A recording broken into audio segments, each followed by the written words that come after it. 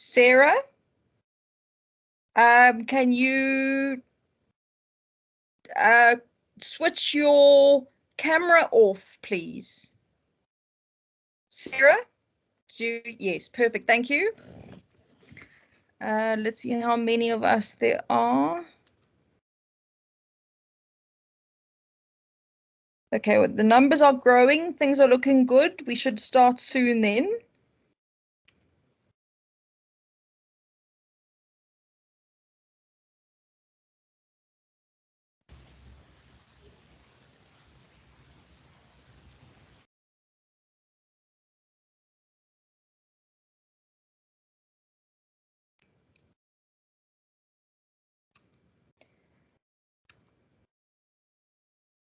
Okay, I am going to start because I am recording this lecture. And I think we should finish today, but we might have to have another lecture, given that your exam is now the 6th of September, much to our great shock and horror. So I'm going to start now today's lecture very much the same as how I started in April at our very first lecture. Because at that time, when I referred you to tutorial letter 102 and to page 6, where this diagram is, it obviously, and I can understandably so, confirm that it meant nothing to you, because it just looks like it makes no sense and you have no idea how this actually translates to what constitutional law is and how it works and what it's all about. So today's lecture is for me to re-explain this diagram, because by now you have a much better understanding of what words and what the particular cases that are being referred to actually mean to you and how they are applicable to constitutional law. So the very first point when thinking about constitutional law is, firstly, it is defined as that branch of the law that relates to the relationship between the citizens and the state. And even though I'm emphasizing citizens, and it sounds as though I'm therefore excluding foreign nationals from the protection of the Constitution, that is a very literal interpretation. But why we have to emphasize the word citizens in constitutional law is because we know that in terms of democracy, for example, only citizens have the right to vote in elections, and only citizens have the right to then be elected and therefore assume a position in the National Assembly. Likewise, if we look at the judiciary, it actually states specifically in the Constitution that a person is eligible to be a judge in South Africa if they are a citizen. So that's why I'm emphasizing citizens, but that does not mean that non-South Africans are not protected, because non-South Africans are protected by the public protector, by the very notion of the rule of law, by the National Prosecuting Authority, for example. They cannot refuse to investigate a case just because you're a foreign national. So I'm starting with that definition because of its importance for, if you will, the foundation of constitutional law, which is democracy. But before we even discuss democracy, we need and I'm saying this now very deliberately for preparation for exam purposes, because I know that you are all extremely stressed and you're looking at past exam papers and you're thinking you're going to get a similar kind of question as in the past. And I can assure you that I have tried to make this exam paper as straightforward as possible. Also, what is very different from this exam that most of you will not have ever seen before is that while we have 25 true and false questions, you must remember that you don't just answer true or false and then move on, because a full 50 marks of the exam paper is purely for how you explain why you said true or false. So those 75 marks of the exam are easy marks to get. And I'm saying that, A, because none of the questions are deliberately, tricky to the point where you won't be able to quickly be able to identify if it's true or false and be able to give an explanation. Moreover, in constitutional law, and this really does apply or should apply to most other modules, but often you might have a completely different point of view. And if you are able to substantiate your point of view by using the correct provisions of the Constitution or the correct reading of a case, you might equally be able to get the marks for it. So I don't want you to be stressed and thinking, I'm going to fail because I won't know if it's true or false. You have the inherent right and duty to interpret the question accurately and give a compelling and persuasive answer, so that when whoever marks it reads it, even if it isn't what I might have said the answer is, if the marker is convinced by your answer, you get the mark for that. And then the 25-mark essay is, it's not even something that I need to hide from you. It is going to deal with constitutional law as a whole. And this diagram is that. But obviously you can't just redraw the diagram and think that that's your essay.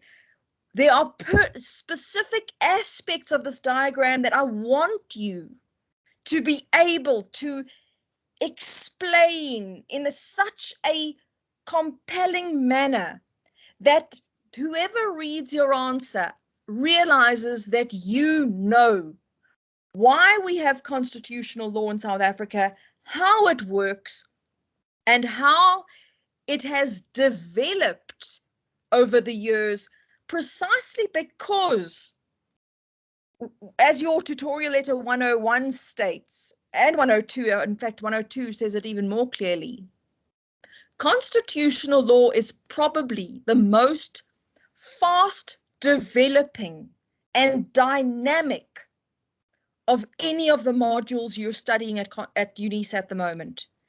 Right now, we're just, was day before yesterday, we had this unprecedented situation where the Judicial Service Commission said, we believe that Judge John Hlophe should be impeached. It's never happened before in South Africa's entire history. So these are important developments that you need to be aware of. And it's in the news. So you can't say, oh, I didn't know, I have no idea. These are things that are happening every day. So you actually know everything anyway. All I need to know is that you can explain, for example, why the Judicial Service Commission made that decision, or why they made the decision and what the next process is. So I'm going to start by saying to you, start at the beginning, meaning Section 1 of the Constitution. Section 1 of the Constitution is the most important section in the entire Constitution because it lays the basis for everything that you need to know for constitutional law. And let us quickly look at Section 1. Section 1 starts by saying that South Africa is a sovereign democratic state. So already in the first sentence, you see the word democracy. And then you need to know, hang on, what does it actually mean? What does democracy mean? And that the fact that South Africa doesn't just have one form of democracy. Remember, we have 5 forms of democracy, all operating at the same time. And then the Constitution goes on to say that the state is founded on human dignity, achievement of equality, and advancement of rights and freedom. Now, is that not the epitome of constitutional law? Is that our human dignity is given effect to when we are allowed to participate in the elections and our voice is heard, and the people that or the party who we voted for, the representatives who are on the list of that party now have assumed their position in Parliament, and they are going to speak for you, and they are going to make sure that you, as a dignified, valuable human being, that your views will be taken into account because you are equal in status to every other South African citizen who has also participated in those elections. And that when Parliament is making laws or making decisions that affect us, they have to make sure that our human rights and our freedoms are protected. But more importantly than that, I mean, well, when I say more importantly, it's only because I'm not going to place too much emphasis on Section 1B, which says that the state is also premised on ensuring non-racialism and non-sexism. I mean, that actually should go without saying. So we know that the government is trying really hard to promote gender equality.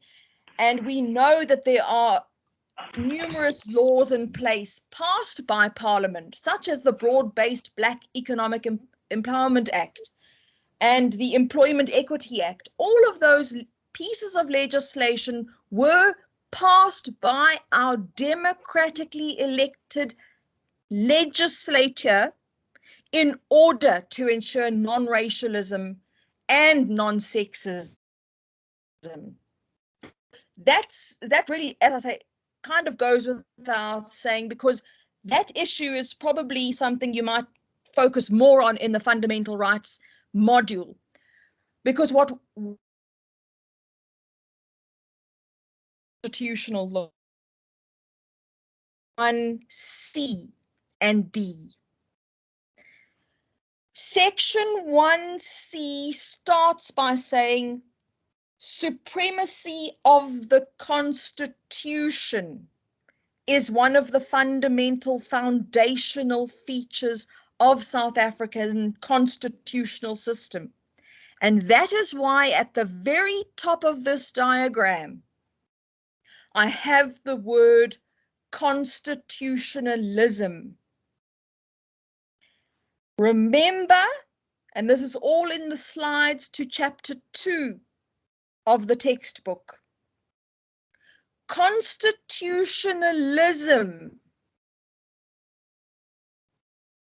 has at least 10 different elements, all confirming whether South Africa is a constitutional state.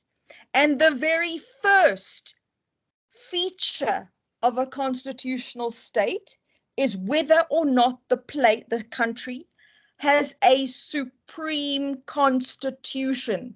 And there is therefore no doubt that we have a supreme constitution, because Section 1C unambiguously says we have a supreme constitution. Another feature of a constitutional state, in other words, a state that adheres to constitutionalism, is the rule of law. And that's why I've tried to situate the rule of law so centrally in this diagram.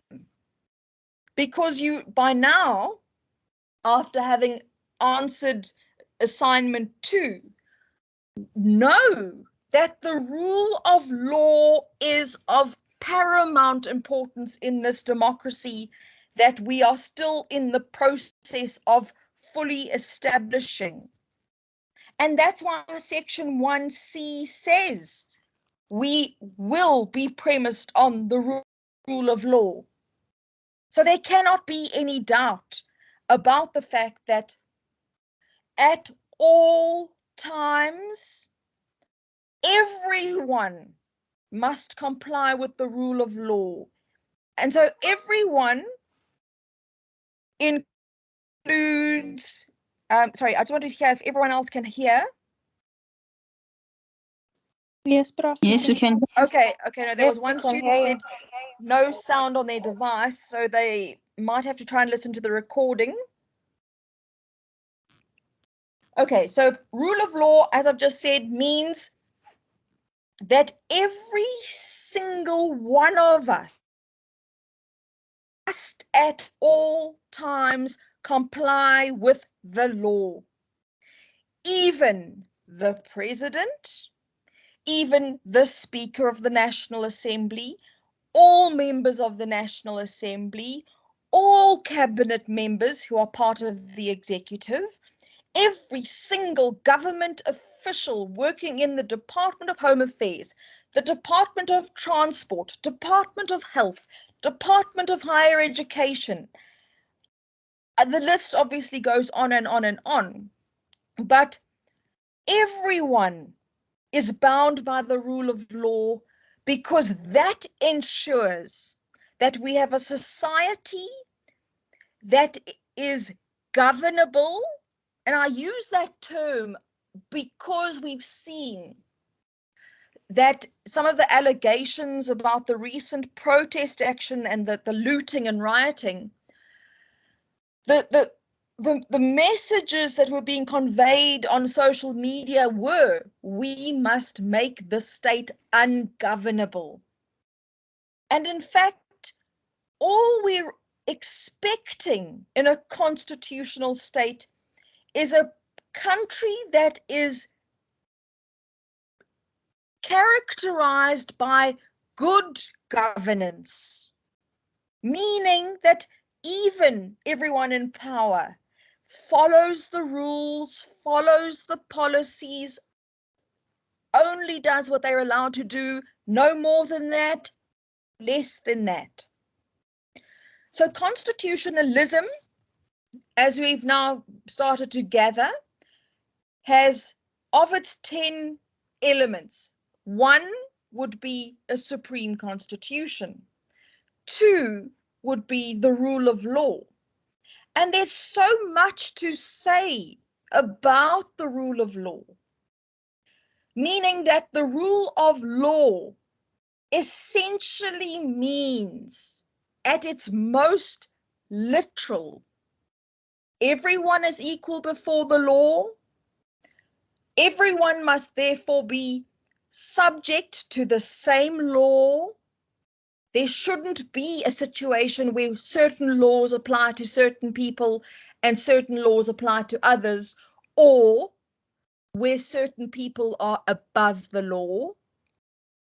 The rule of law also means, and now of course this is the sort of the antiquated British idea of the rule of law, but it still has a lot of resonance in South Africa, and that is that the ordinary courts are duty bound to interpret any matter that comes before them purely by looking at what the law says and comparing it to the situation that they've been confronted with, and to reach a conclusion that enables us to better understand how that law has been violated or might not have been violated. So you see, our courts are still playing the dominant role in informing us of what the rule of law means. And so the best example, yes, do you have a question? No. Someone's loud, what's this thing called? Tulani Langa, can you possibly turn off your camera? And I don't know if it's you. No, it's not you whose microphone is on. So Tulani, you can save yourself a lot of internet if you turn off your camera. And I don't know whose microphone was on, but could you try and turn it off, please? So the point I was making is our courts on a daily basis are still interpreting exactly what our Constitution actually means, so that we live in a society where the laws are clear, they are predictable. In other words, you know exactly what will happen if you violate that law, that they are generally known to everyone because they are published in the government statutes, which are printed by the Government Gazette, that are even easier to obtain simply on the internet. That the rule of law is a concept that has as its underlying feature the idea that there must always be a close relationship between the power that has been conferred on any person holding a position of public power and the manner in which they execute that power. And therefore, the rationality test is what becomes sort of default option when we are trying to establish the rule of law and we're not quite sure if the president in that particular example acted correctly or not. So the court is very often then going to use the rationality test and ask itself, is the president allowed to shuffle his cabinet at midnight in March 2017? I think that's how far long, yes, it is that far long ago. To shuffle his cabinet at midnight, and the explanation he provides is because I received an intelligence services document that said there was going to be this attempted coup. And so the court, as you've seen in the case of the Democratic Alliance versus President of the Republic of South Africa, the decision of the Gauteng North High Court of the 4th of May 2017, where the court said, we as the court cannot tell the president when, where, or how he can shuffle his cabinet, but all we as the citizenry can expect is that there's a rational connection between the power of the president to shuffle his cabinet and the way in which he did it and the reasons upon which he did it. And so that's why that court case, which became moot, in other words, it was no longer of any real significance other than for academic purposes, when Jacob Zuma was recalled by the party and then resigned, and Cyril Ramaphosa took over. And so by then there was no longer the need to actually pursue the question of show us that intelligence report that you relied on.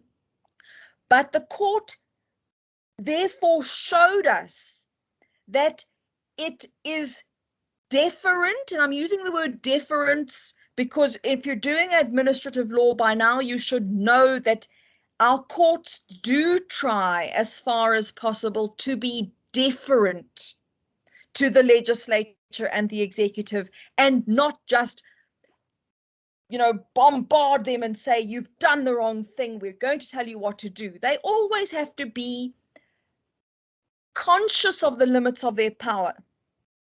So that little discussion on the rule of law is certainly not an exhaustive discussion on the rule of law, but what I wanted to try and bring to your attention is that when discussing the rule of law, you need to be able to state that an inherent feature of the rule of law is the principle of legality, which is a common law principle, and the principle of legality is useful when it comes to interpreting the rule of law, because, as I've said to many students, when the Constitution just simply has one line that says South Africa must guarantee non-racialism, for example, the Constitution hasn't elaborated in any depth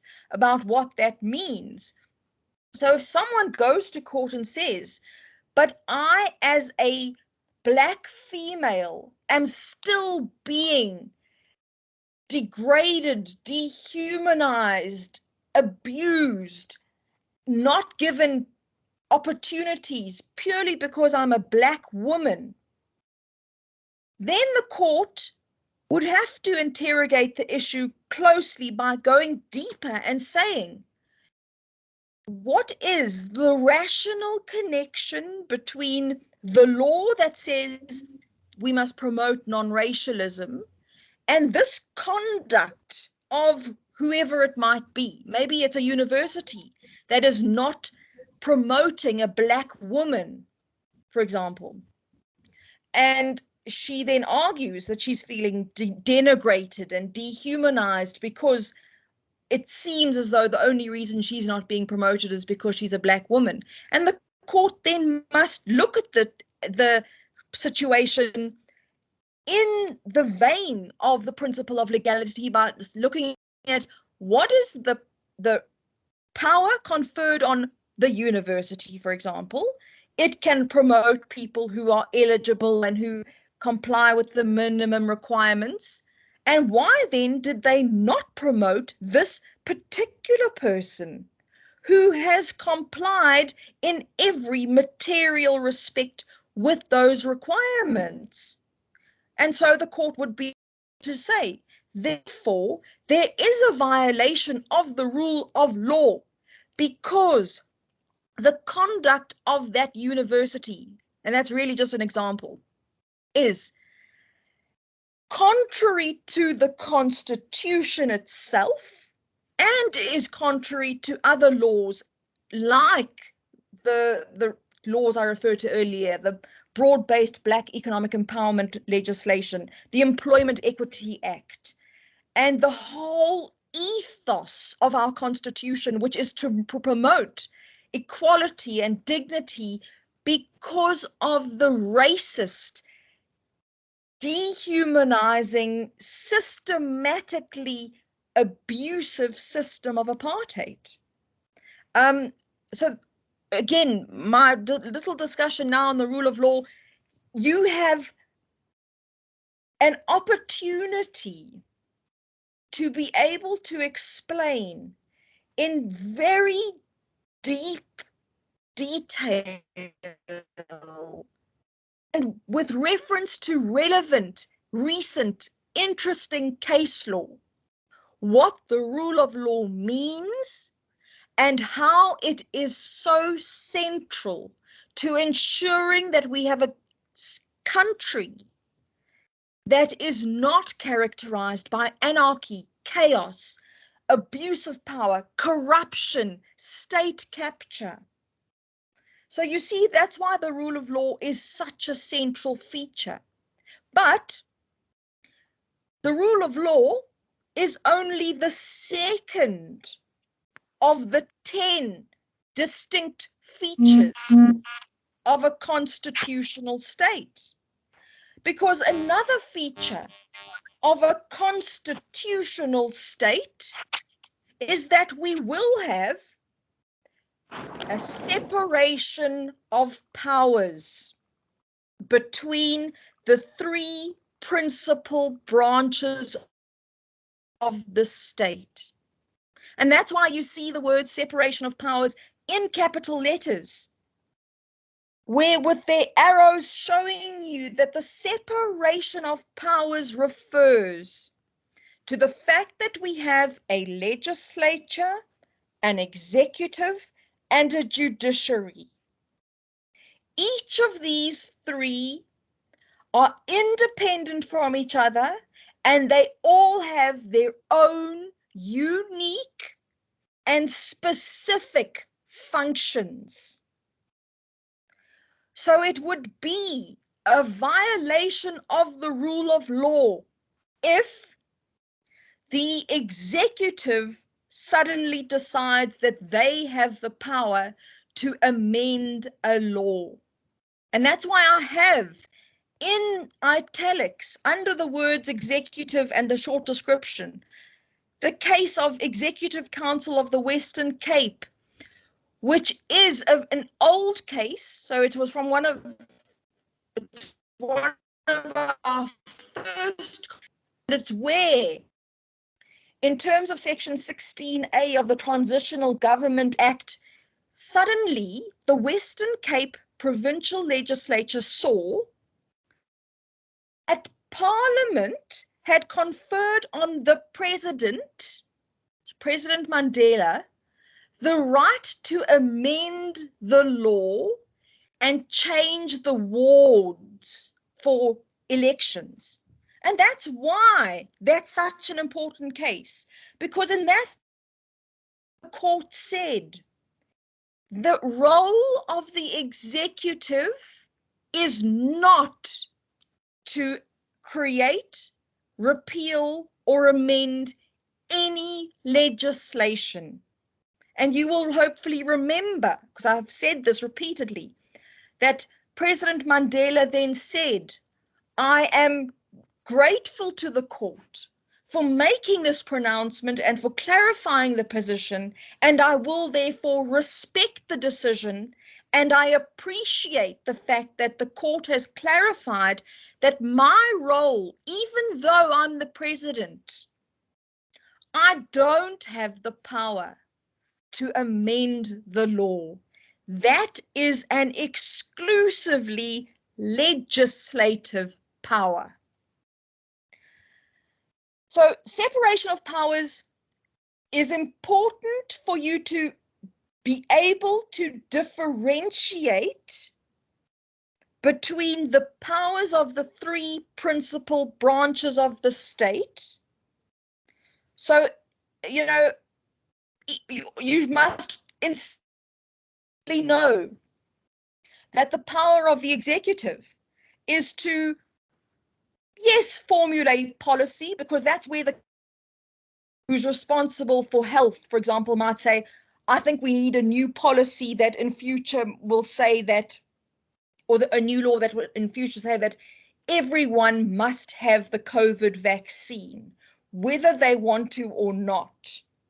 And that then would be an issue that will be debated and discussed and will then finally get to the legislator in the form of a draft bill. And then the legislature, who are speaking on our behalf because we put them there, they are the ones who will make the final determination about whether this kind of a law would pass constitutional muster. In other words, can it be justified when contrasted against the right to bodily integrity? And a person might say, I refuse to have a vaccine, I believe it's going to kill me, or I believe it's going to cause me serious harm. Our legislature must carefully look at and in fact, it's one of the parts that you are also now familiar with. The legislature needs to call upon the public and say to the public, make representations or submissions to us on this draft bill. You tell us whether you think this bill in its current very draft form is acceptable, appropriate, and resonates with the needs of the country and the needs of you as individual citizens. And if the citizenry say, well, yes, we actually agree that everyone should be vaccinated to protect society, and therefore there's an overriding obligation on the state to ensure the health of every single person in the country, they will pass the law. And the president, as you know, once the law has been passed, he is the one who is given this law and told, you must now look at it and decide if you think this should become the law or not. And he assents to the bill by signing. And once he has signed it, yes? Okay. Was that a question? Sorry, Prof. Yes. I would like to get clarity on something to see if I understand what you're explaining. Not long ago, the former Minister of Finance announced that citizens will be able to get a share from their pension funds, right? Do they need to pass a bill for that? And if they do, will the public be invited? Is that process going to be followed where the public views will also be taken into consideration? Or is it something separate altogether, what he was talking about? No, I love that question because it sort of does, it relates to rule of law and to supremacy of the Constitution and to democracy and, of course, to the separation of powers and the fact that remember that the Minister of Finance is a member of the executive, and therefore he might be the one formulating this policy, because it is a decision. Policy decision means it's a sort of a working document where at this stage it's just preliminary thoughts. It still needs to be elaborated upon, but it can be a law passed by the executive. It has to go to the legislature for the legislature to actually debate on this law and require the public to participate in the decision making. And only if they do pass the law, then do you see the next part under the executive where it says that the executive must then implement that law. So the executive, yes, formulates policy, but that's pretty much where it stops, because then they have to relinquish their power to the legislature, which is democratically elected to speak on our behalf. And it is the legislature that will then take that policy. And the policy is so you will have seen this, when it's in a very early form. It's called a green paper. So showing that it's very early stages still, nothing's final. And then the state law advisors look at it and they give some input. And then there might be a little bit of, changes here and there. And then once it's been refined further, it becomes a white paper. And it's that process, when it's now been clarified and refined further, and it actually now comes across as a draft law, then it goes to the legislature. It has to go to the legislature. Does that answer your question? Yes, Prof. Thank you very much. Yes. So I'm appreciative of that question, because that is exactly the issue about how our constitutional state functions, that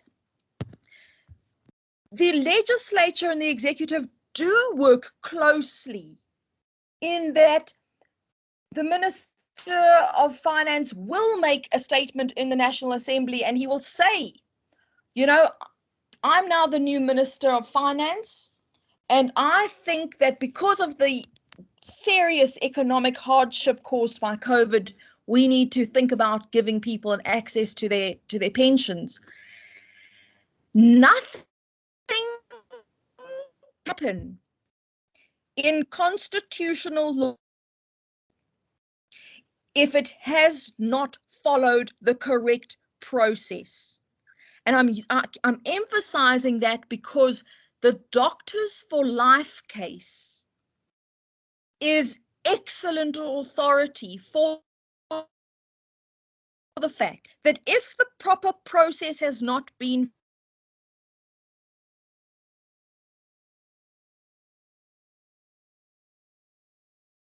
We lost you, Prof.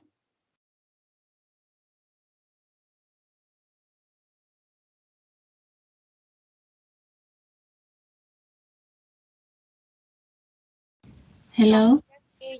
Hi, Prof. We lost you.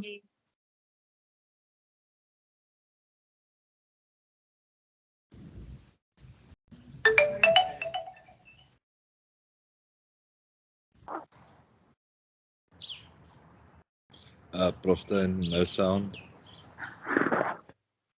I also don't have any sound. do this. Oh, okay. Let me look quickly. Okay, you should still have me. My microphone's still on. We hear you now. We lost you at when you said Okay, the Doctors great. for Life case. Then you got missing. Okay, After no, you I'll said Doctors for repeat Life. that. Yes, so really the Doctors for Life case is our precedent for the argument that even when the Minister of Finance stands in Parliament and says, I think we need to change the law to allow people access to their pensions, all he is doing is formulating policy, meaning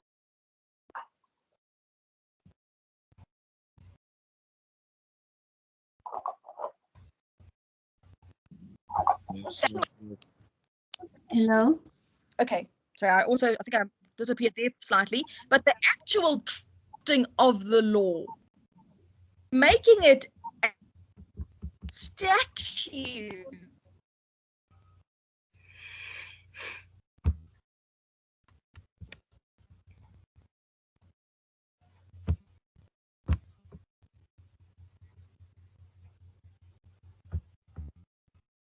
Prof, we lost you again.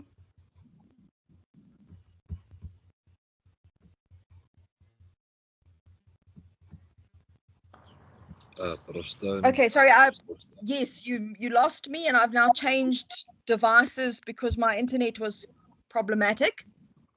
So really the point is that the Doctors for Life case is the one that tells us in clear and unambiguous terms that each of these three these branches of the state must do only what they're allowed to do, and They must follow the law strictly. So, and there's going to be more discussion. I'm just trying to sort of give the framework now. So constitutionalism, as I've already mentioned, implies, now what have I done?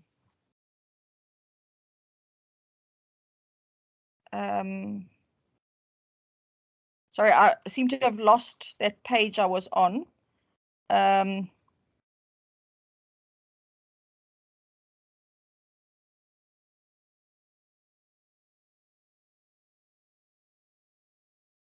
Okay, no, I don't know what I've done.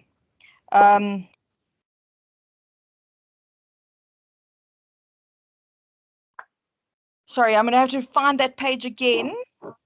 Okay, because the page has disappeared, right? Yes, ma'am, it's not showing. Okay, yeah, no, I somehow, I think I pressed escape. Okay, so we're back to tutorial. Yeah. Yes, now. Okay, so we're back here, page 6.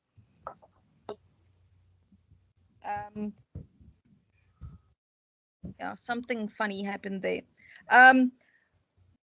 So constitutionalism has these 10 features being a supreme constitution, the rule of law, separation of powers, and then an important fourth feature of a constitutional state is that not only do we have a separation of powers with a separate judiciary, but that judiciary must be absolutely impartial, independent, and not subject to any unlawful or improper interference.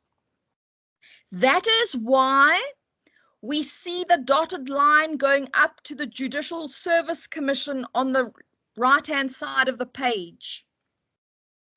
And it's a dotted line because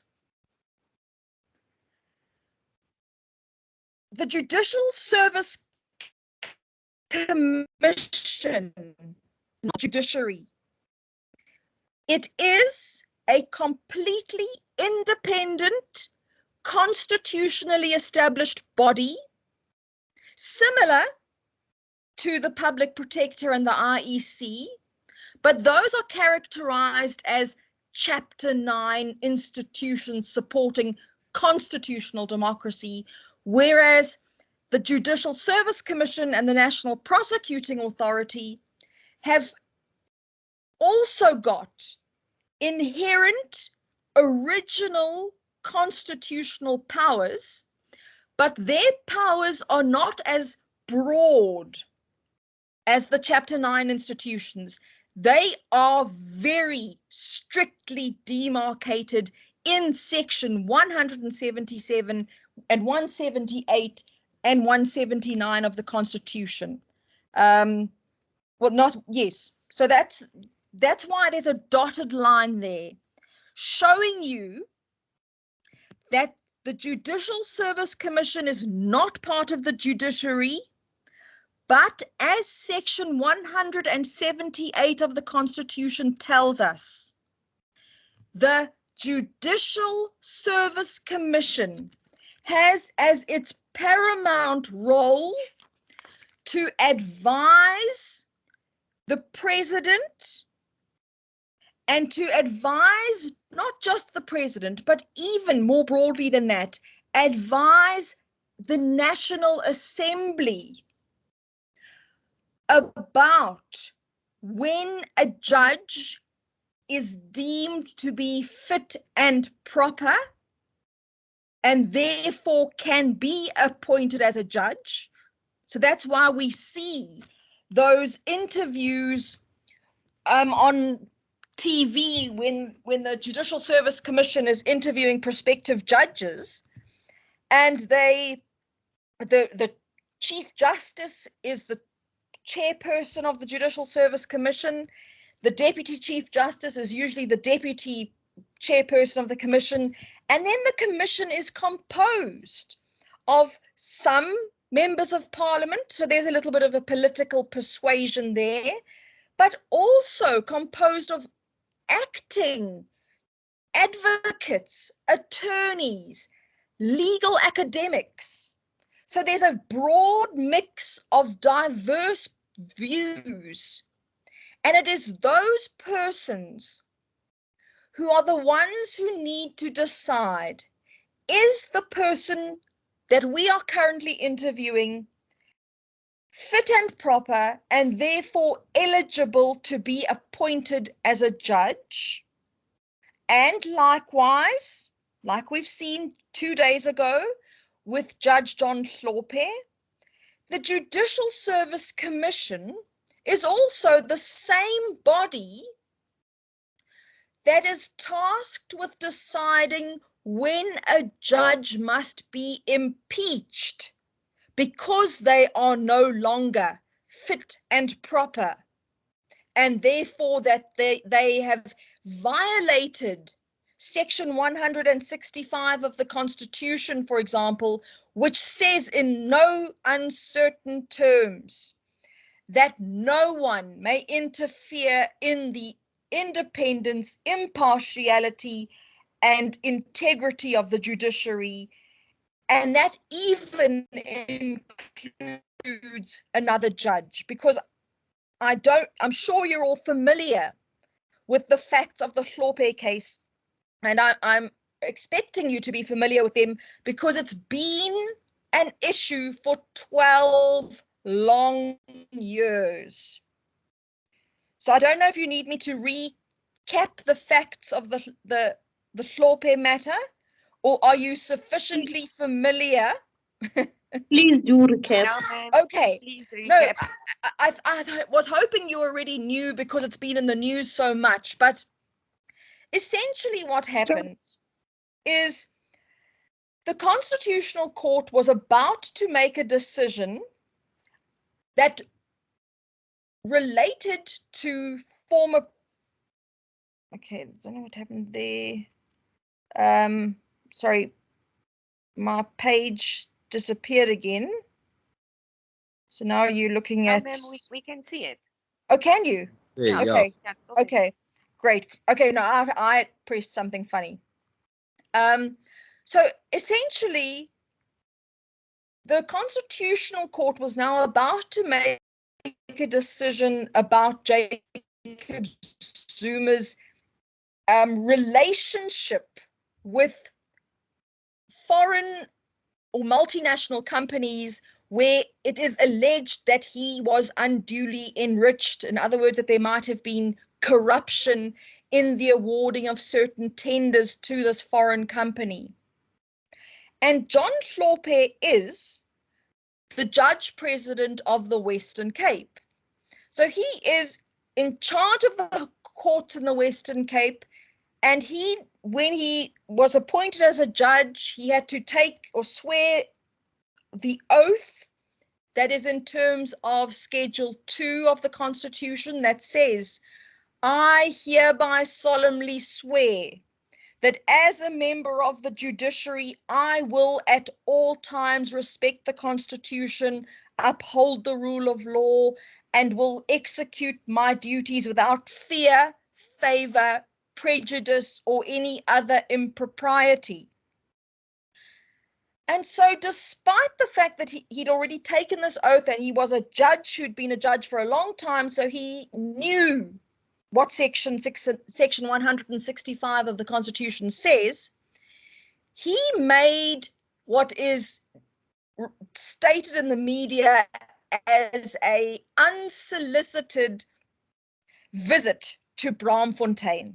So now, meaning he got onto an airplane, traveled to Johannesburg, and apparently it was to attend a meeting. But in the time he was in Johannesburg, he made a special visit to the Constitutional Court situated in Braamfontein, and he went and spoke to Judge Chris Jufta. Allegedly, a very cordial conversation, but in the conversation, he said, you know, the Zuma matter is coming up, and he apparently used the words, "You are our last hope. You must find in favor of our comrade." And then, so that was to Chris Jufta. And then after that, John Hlophe went to see Judge Besin Kabinda. And again, there was the same kind of conversation. And he was speaking Zulu to her. But the same idea came across where he said, essentially, "You must find in favor of our comrade." So even though he never used the word Jacob Zuma, as soon as, well, yeah, pretty much as soon as John Hlophe left the building, both Judge Jufta and Nkabinda went to Pius Langa, who was the Chief Justice at the time, and they said, "We're quite concerned by the fact that we've just had these conversations with John Hlophe." And it was Pius Langa and Dikgang Moseneke, who was then the Deputy Chief Justice, who both said, "This is a very serious matter. We must refer this to the Judicial Service Commission for them to decide whether he has done anything wrong." And so there's a lot I need to say, but I'm going to try and keep it brief. But it all relates really to the rule of law. So this was on or about the 8th of April, 2008, that these words were uttered to Judge Jufta and Nkabinda. And so within days, a complaint was lodged in the name of all 11 judges of the Constitutional Court against John Hlophe. And the judges of the Constitutional Court literally just said to the Judicial Service Commission, "Investigate this case." And there were a tragedy of errors along the way, being the following. In the first instance, Section 178(1)(k) of the Constitution says, when the Judicial Service Commission deals with any matter concerning a judge of a particular province, then the Premier of that province must be present at the deliberation. And Helen Zille was the Premier of the Western Cape at the time, but the Judicial Service Commission, and now it might be the secretary, it might be the chairperson, we're not even very sure, but no one ever informed Helen Zille that there was going to be this need to come together and decide the case. So Helen Zille had to approach the high. Okay, well, let me. That's jumping ahead a little bit. And you can imagine that the Judicial Service Commission received this complaint, and it is, and I used the words earlier, unprecedented, because it is the first time ever that we've had to decide, we being the Judicial Service Commission speaking on our behalf, having to decide whether a judge should be impeached, which is the same as impeaching a president. It has extremely serious financial and reputational repercussions. And so when the JSC first sat and they invited John Hlophe to give his version, he just said, "I'm not coming. I refuse to be there." So it was then obviously a sensitive issue, and the Judicial Service Commission at that stage used that to their advantage, and they said, well, we don't have enough evidence that he should be impeached because he didn't actually come and provide us with any evidence. So we're just going to close the case now. It's over and done with. And that's when Helen Zille became aware that the Judicial Service Commission had sat without her being present, and that is a violation of the rule of law. And so she implemented or instituted a case saying, we have to reopen this entire case, and I need to be present at the Judicial Service Commission hearing when it happens. Also, because of the importance of the case and the fact that the Judicial Service Commission so quickly and easily just said, there's really no case here, let's close it, shove it under the carpet, act as though it never happened. That's why you see in italics reference to the Helen Suzman Foundation and Freedom Under Law, because these non-governmental organizations, where, as you can sort of tell from their names, their priority is to ensure that everyone complies with the rule of law, no matter who you are. And so they also instituted a High Court application asking the High Court to declare that the Judicial Service Commission had to restart the whole process from scratch. And that is where the real issue became apparent. And that issue is that even though the Constitution says we have a Judicial Service Commission and says that the Judicial Service Commission has the power to decide whether or not a judge should be impeached, what was fatally missing from the Judicial Service Commission Act is any particular regulations about how, in fact, they should make such a decision. And that's why the case has been so severely delayed, because then the Judicial Service Commission realized we now need to establish a judicial conduct tribunal, which is then a smaller group of members of the Judicial Service Commission that has as its members real judges, people who we have utmost faith in, to decide whether or not the conduct is or amounts to impeachable conduct. And so it was now about 3 months ago now, where the Judicial Conduct Tribunal finally said, in our deliberations, we have reached the conclusion that the conduct that John Hlophe engaged in does amount to improper influence over another court, and therefore he should be impeached. And they then handed that document to the Judicial Service Commission itself. And as you know, then 2 days ago, the Judicial Service Commission as a whole sat and looked at that report, and then a majority of the members of the Judicial Service Commission agreed that the findings of the Judicial Conduct Tribunal are compelling enough for a report to be given to President Ramaphosa, telling him that there should be an impeachment process undertaken relating to John Hlophe, but most importantly, the president isn't the one that makes that final decision, because we are a democracy.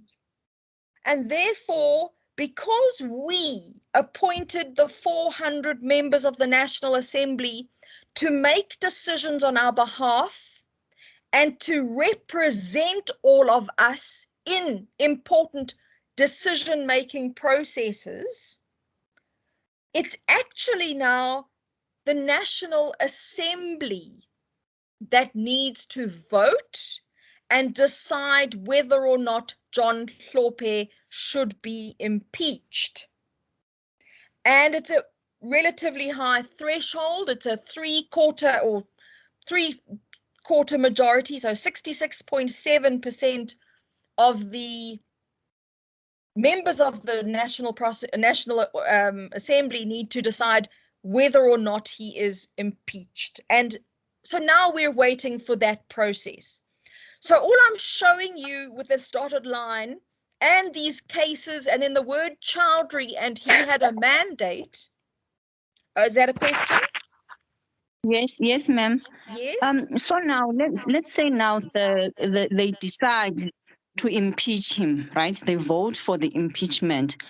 Because I heard on the news that this has never been done before. The Constitution doesn't have a provision for an impeachment of a judge. So now, what processes are they going to follow? Should they decide to impeach him, and will this result to the Constitution being amended to include an impeachment of the judge? What would happen? No, look, it's unprecedented. But the Constitution does actually have sufficient clarity on the process, because Section 177 says that a judge can be removed from office, firstly, if the Judicial Service Commission has found that they should be impeached, so that hurdle has been overcome. And secondly, it says if the National Assembly votes with at least a 2/3 majority. Sorry, Prof, Hello? we missed you on the Constitution on 170 something. Yes, it's 177. Oh, again 177. Okay, sorry.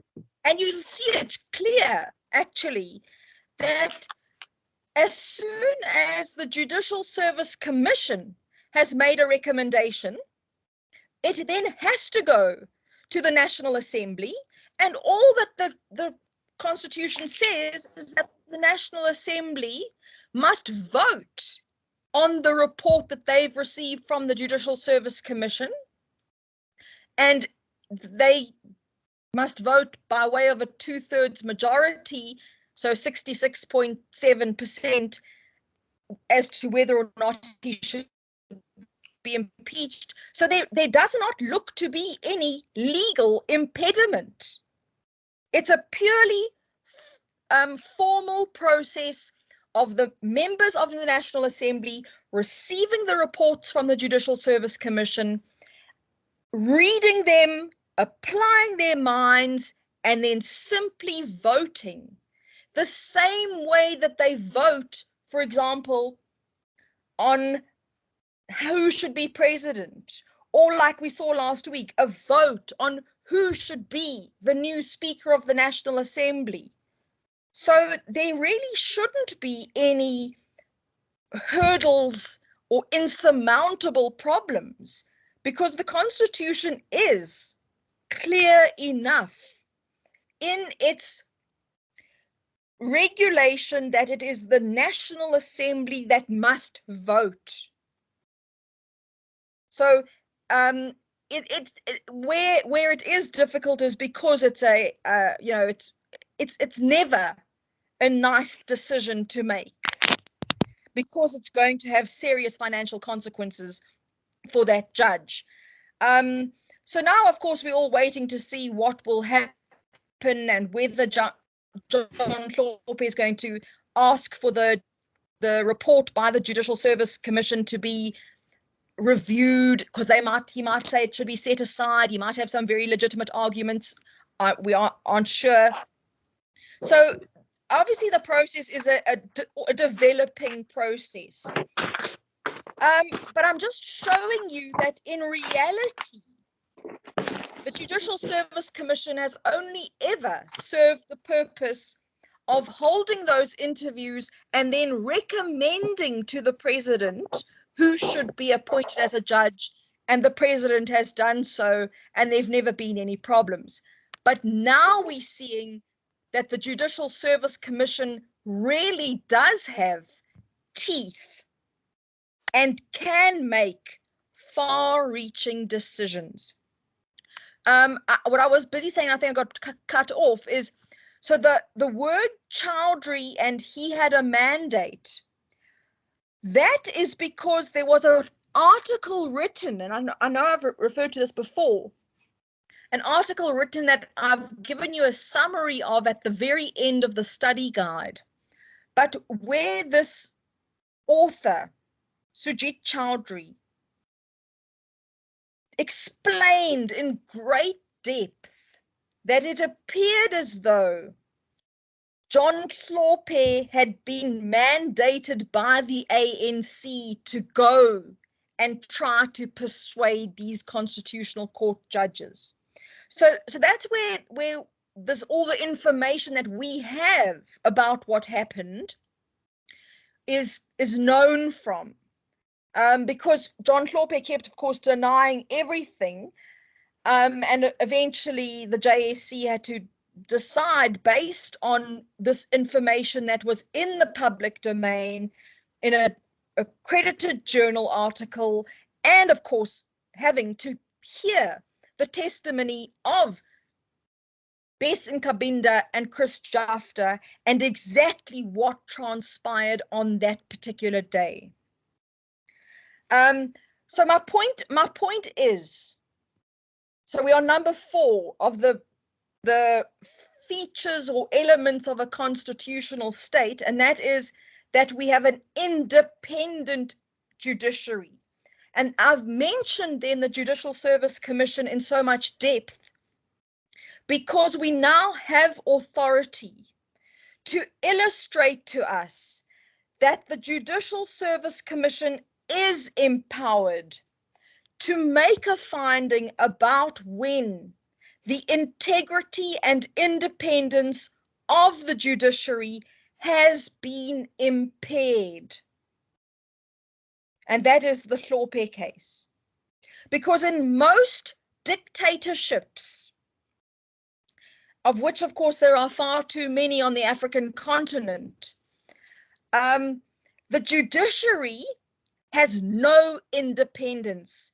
Quite literally, in those countries, the president will tell the judge, you will do this, you will do that, or else I will fire you. But we have an independent judiciary because we know that our judges have what is called security of tenure, which means that they are appointed for a fixed term of office, meaning that even if they make a decision against Cyril Ramaphosa and he doesn't like the decision, he cannot fire that judge because he doesn't like the decision they made. In addition, we know that judges have fixed salaries. Okay, someone's got something that's repeating. Okay, no, it seems fine now. We also know that the judiciary is protected in its independence because judges have fixed salaries. And that's important for a number of reasons. Firstly, it's because they are paid good salaries so that they are not going to try and say to the parties that come before them, give me a couple of 100,000 rand and I'll find in your favor. They don't need to do that. Secondly, even if they find against Cyril Ramaphosa tomorrow, or whenever, sorry, Monday on a case, Cyril Ramaphosa cannot then say, I will show that judge, I'm going to cut his salary. So you see how our Constitution protects the integrity of our judiciary by having this oversight body known as the Judicial Service Commission and the associated provisions which protect the judiciary from any unlawful or improper interference. So let me then move to number 5 on the list. And number 5 on the list is the country, and in fact I'm going to have to let us use the very words of Section 1 of the Constitution because this is the best way to put it. Do we have a state where there is universal adult suffrage, a national common voters roll, regular elections, multi-party system of democratic government. So all of those go to the heart of the fact that we are indeed a democracy. And we know that we are all 5 forms of democracy at the same time because A, we are a representative democracy. And we know that because while the elections are taking place, each one of us are voting for the particular party that we think will best serve our interests. And then the members of that particular party, based on the proportion of votes that that party receives, will assume their positions in Parliament and will act on our behalf and in good faith in our best interests. We also know that we are a constitutional democracy because, so you can go back to the top where I've got the word constitutionalism there. The way we know we're a constitutional democracy is because all law and all conduct must at all times comply with the Constitution because we have a supreme constitution. And I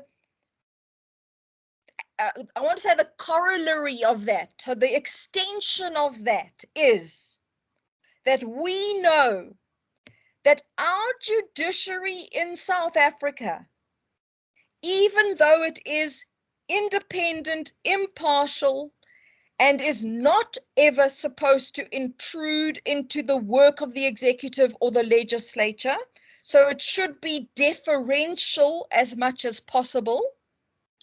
If, however, the evidence in a case clearly illustrates that what the National Assembly has done is unconstitutional, the judiciary, in terms of section 172 of the Constitution, not only should, but in fact must declare that conduct or that law unconstitutional, because that means that we have a supreme constitution, because if the law or the conduct is contrary to the Constitution, it has to be declared invalid. So we also know that we're a multi-party democracy because not only does Section 1D of the Constitution tell us we're a multi-party democracy, but we know this because we see that the Independent Electoral Commission calls for political parties who wish to be registered as political parties to come and register. And they do have to pay a fee to register, but that's part of the process of making sure that you really are a bona fide political party, and that political party is then given an opportunity to actually stand for election. And therefore their icon or their flag or whatever the symbol is that is associated with that political party is one of the options on the ballot paper. So we know we're a multi-party democracy. We also know now, because we can contrast it against the oppressive apartheid system, that we do have universal adult suffrage, meaning that every adult citizen, no matter their race, is entitled to register to vote and to actually vote in the election. We also have a national common voters roll, meaning it's one voters roll. In the past, there was a voters roll for Black people, a voters roll for colored people, a voters roll for white people. Then eventually the apartheid system decided, let's just do away with the Black voters roll. We don't care, they're not allowed to have a say. We just doing away with the Black voters roll. And we knew that the judiciary at the time didn't have much power, so it couldn't do much. Then the colored voters roll was also suddenly done away with. And there was litigation to try and ensure that the colored voters roll was reinstated. And then Indians had the vote for a while, then it was taken away. So we have now unambiguously got a system where there's one national common voters roll. We also know that our elections are regular because they have, up until now, always happened within the particular 5-year framework. We're only now, for the first time ever, based on last week's lecture, confronted with the possibility that the local government elections may need to be postponed because of COVID. But that is still being decided by the Constitutional Court. And that will be the first time ever that the regularity of our elections has been amended. And so that's a very contentious issue, as you will recall from last week's lecture, because who really is the body that is responsible for deciding whether these elections should be postponed? Shouldn't it be the legislature who drafts an amendment act saying the elections that were going to be held on the 27th of October 2021 shall now take place on the 21st of March 2022, for example. And yet the Independent Electoral Commission approached the Constitutional Court. And that also has, or seems logical, because the Constitutional Court must at all times consider whether the conduct or the request being put to them passes constitutional muster and would ensure that the Constitution still remains supreme. So they're in the very tricky position right now of deciding, well, do we actually have the right to say, yes, we can postpone the elections? Or should we make a decision and say, sorry, it's not our task to do that. The legislature must make that decision. Or, on the other hand, based on some of the arguments by the amicus curiae, so the friends of the court in the case, the Constitutional Court might come to the decision that there's really no reason to postpone these elections, and they should therefore go ahead as scheduled. So but the court has the right and the power to do that because it is primarily concerned with making sure that our Constitution is always given meaningful effect and is interpreted, applied, and implemented as it was conceived to function. So other features of democracy, okay, let me not forget so these two court cases that I've written here in italics are only two, and we now know that there's the New Nation Movement case, so I'll discuss that as well here. But why we know that we are a true representative democracy is because the August and the Richter case confirm the fact that no citizen can be arbitrarily denied the right to register for elections and to vote for elections.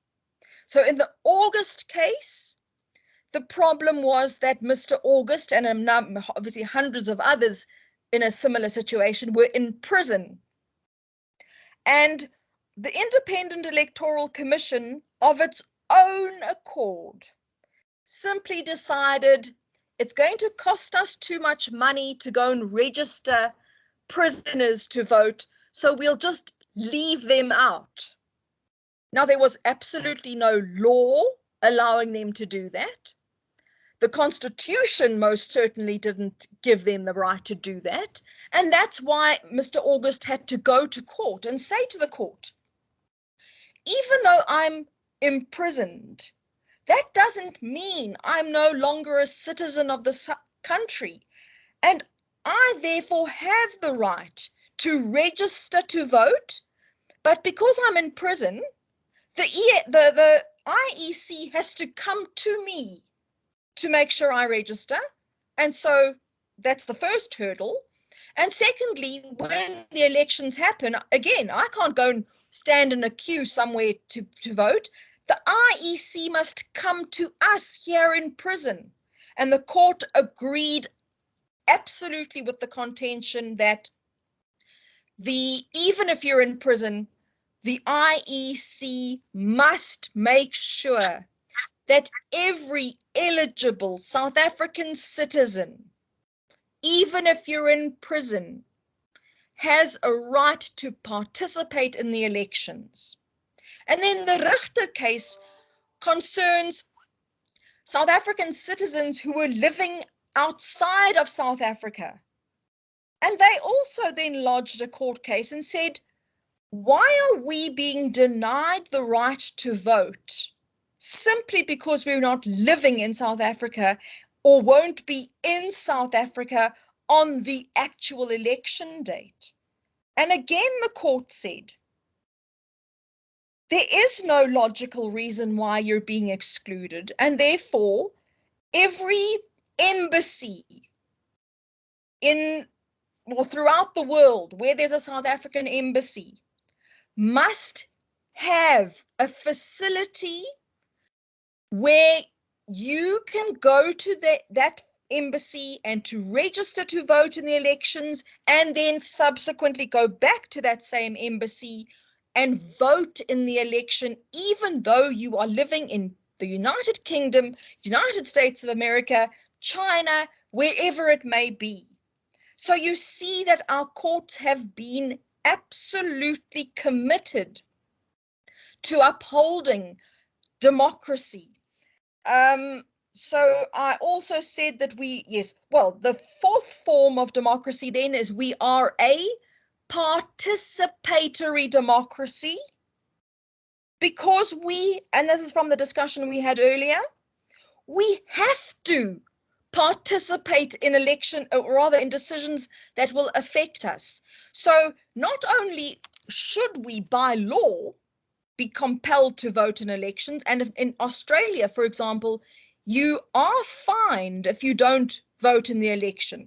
So we haven't gone that far yet, but we know we're a participatory democracy, because when the legislature is passing laws, they cannot do it in secret. They have to call on us, the public, and say, come and give us your opinion.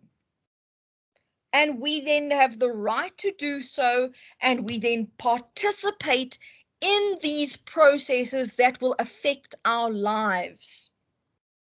And then the final form of democracy is direct democracy. And of course, the lecture material emphasizes the fact that direct democracy is really not ideal in huge countries such as South Africa. And it is used sparingly in the form, for example, of a referendum, because a referendum is when every single person goes and gives an individual vote on one specific issue. But South Africa is a direct democracy because we see virtually every single day service delivery protests where the affected individuals who are not receiving the delivery of essential services like water, electricity, housing, sewage waste removal from the government, they do protest. And you can therefore see the link between that protest action, which can often have very serious consequences because roads are closed, or even worse, buses are burnt and other infrastructure is burnt or damaged, and then the government responds. So we do actually have direct democracy in action at the same time. So we're now on, I think, the fifth form of constitutionalism. And if we're not, don't worry, it'll sort itself out. Because everything I'm saying is on this single page. So the fifth, sorry? The sixth one. Oh, you're already on the sixth. Wow, look at us. Yeah. Okay. The sixth, I'm not now talking about, okay, I'm finished with democracy.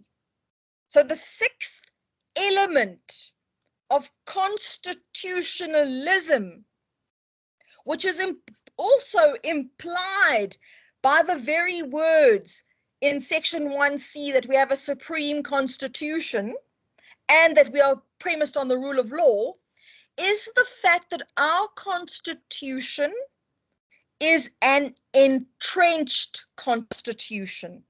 So that's why the word entrenched is in small letters under the word constitutionalism.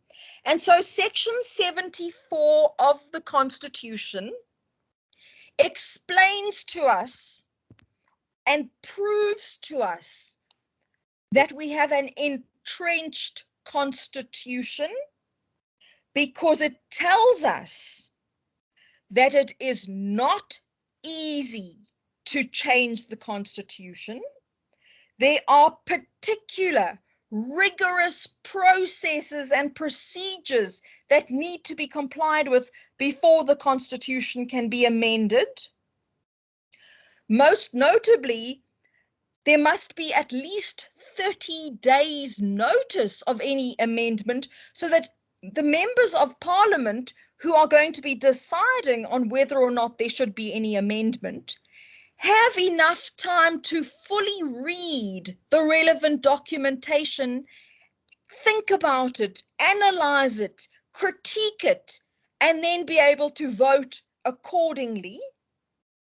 But even more so, we know that we have an entrenched constitution because of the high threshold of votes that are required to change the Constitution.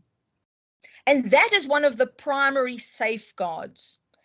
So when it comes to changing any provision of the Constitution, except section 1 and except for chapter 2, which are the rights, the fundamental rights. So when it comes to amending section 177, for example, as one of the students said earlier, we're not quite sure if the Constitution is clear enough on whether the National Assembly can actually impeach John Hlophe. There is the possibility that that might be an argument, and then section 177 might have to be amended. And for that type of amendment to take place, a vote, again, of a 2/3 majority is required, which is, as I've said repeatedly, 66.6%. And I emphasize that because it's difficult to reach that threshold, because even though the ANC have the majority in parliament, they don't even have 66.6% by themselves. So they would have to try and sort of negotiate and persuade other political parties to vote with them on particular issues of serious concern. I just want to sort of refer here very briefly to the current amendment of the Constitution on land expropriation without compensation, where at first the EFF were very willing to support the ANC in the vote, and it was conceivable that the vote would have, well, the requisite threshold of 2/3 majority would have been achieved, but then there was this disjuncture because the EFF's idea of what exactly expropriation of land without compensation means was far more far-reaching than what the ANC had envisaged, and neither party were willing to compromise. So that's also delaying the matter. So that just proves to you that 66.6% is still difficult to achieve.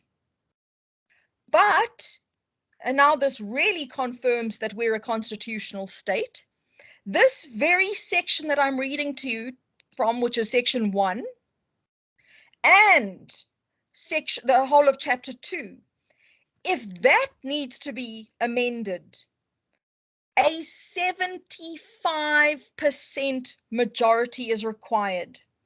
And you know, from studying constitutional law, you might get 66.6% in the exam quite easily, but getting 75 does require a lot more from you. So you see that sometimes the 75% has quite literally made it out of reach. And the reason for that is to protect this constitution that was the result of years of conflict, violence, the deaths of Steve Biko, Chris Hani, I can't even remember the full list, all of the people who were so committed to ensuring that South Africa became a real constitutional democracy. So that's what one of the other features then is, that our constitution is entrenched. So then the seventh factor, and it's also inherent in section 1 of the Constitution, that proves that we're a constitutional state, is that we do protect human rights. And that's why we have an entire section, which is chapter 2, and that's why section 1 confirms in section 1A that human dignity, equality, freedom, and human rights must be protected. But for constitutional law terms, that's all you need to know. You don't need to tell me about the intricacies of substantive equality versus direct equality. That belongs in the module fundamental rights. So for constitutional law purposes, a constitutional state is one where human rights are protected. That's pretty much all you need to know for constitutional law. And you can discuss the various rights and how they're interpreted in the fundamental rights module. The eighth feature of a constitutional state is that we have institutions that have been specifically created to enhance our constitutional democracy. And that is why we have at the top right of the page, Chapter 9, Institutions, and our lecture from last week on the Public Protector and the IEC. Those are really the only two. Those are the only two you need to know for constitutional law purposes. Is that we have a Public Protector, and I've put it at the top right of the page so that you have this idea that at all times the public protector is watching the executive, because we know that the public protector cannot, under any circumstances, investigate court decisions. So the judiciary is not affected by the Chapter 9 institutions at all, or the public protector in particular. The public protector's fundamental role is to make sure that the executive branch of the state is not engaging in any form of abuse of power, mismanagement, corruption, fraud, illegitimate conduct, or anything that violates the law. And that's why the public protector, because there's a her at the moment and has been for the second time now, her mandate is not only found in the Constitution, but is also found in the Public Protectors Act, which says that the public protector must investigate these allegations of corruption and mismanagement and abuse of power in every sphere of government, meaning, and this is what I'm going to get to, meaning at the national sphere. So if it's in the National Department of Housing that there's rampant corruption, the public protector can investigate. If it is in the Gauteng Provincial Department of Housing, the public protector can investigate. And similarly, if it is in a municipality and it is obvious that there is some kind of corruption happening and certain government officials are being given housing that should be given to those who cannot afford housing, the public protector not only can investigate, but must investigate. And what's interesting about the public protector's powers is that she doesn't need to sit and wait for someone to come to her and make a complaint. If there is sufficient information in the public domain, like newspaper reports and these service delivery protests that are happening where the people are saying housing is being given to government officials and not to us, the public protector actually is empowered to, and the terminology is mero motu, meaning of her own accord, investigate. And then the public protector must investigate, write a report, and that report needs to get given again to the people that we have put in the National Assembly to speak on our behalf and to represent us, and they must make sure that the decision is implemented. So that's why directly under the words public protector and IEC, I have the case of EFF versus Speaker of the National Assembly 2016, because that is the case that we've discussed at some length, where Thuli Madonsela received numerous complaints that it looked to her, or well, it looked to them, and therefore she was asked to investigate whether Jacob Zuma had been unduly and corruptly enriched at taxpayers' expense when upgrades were conducted at the Nkandla homestead, and some of the features that were described as security upgrades certainly didn't appear to be security upgrades. And even though Thuli Madonsela gave her report to the legislature and said, here is my report, in my report, I have recommended that President Zuma pay back that portion of money by which he was enriched, the reason why the economic freedom fighters ended up having to go to court is precisely because the Speaker of the National Assembly at the time, Baleka Mbete, also was caught in a position of knowing that her ties to the political party, being the ANC, were actually stronger than her mandate to be an independent person whose job is to make sure that Parliament functions effectively. And therefore she tried to, we use the word launder the report. And what I'm meaning by that is she first then sent the report to an ad hoc committee, which she created. So she said, okay, you couple of ministers come together, you decide whether the public protector's report should be implemented.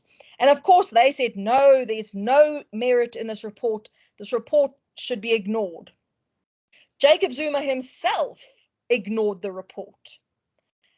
And then Baleka Mbete said, because of course the EFF kept saying, as I've said to you before, when will the president pay back the money? And you'll recall that at the State of the Nation address, I think it was 2019, what it probably was then, the 4 minutes into the State of the Nation address, the entire EFF membership stood up and said, we would like to know, when will the president pay back the money? And that's what caused the whole State of the Nation address really to sort of dissolve into chaos, because the EFF, and I want to actually sort of bring in the last part of Section 1 of the Constitution, the EFF were ensuring accountability, responsiveness, and openness. But their attempts were thwarted because when they then brought Parliament or the State of the Nation address to a standstill, Baleka Mbete was the very self-same person who then called in the police, who are part of the executive branch of the government, to remove members of the legislature. So you see there was a violation of the separation of powers. And it just became this tumultuous affair where then the Minister of Police was finally asked, you tell us whether all of these security upgrades are legitimate security upgrades. And he also said, absolutely, everything is above board. And the EFF would not accept that this report by the public protector was not being taken seriously, and President Zuma was not being held accountable. And that's why they were forced to go to court. So you remember I've said this before, Dikgang Moseneke in his book, Right, keeps on saying, courts do not look for cases. Cases find courts.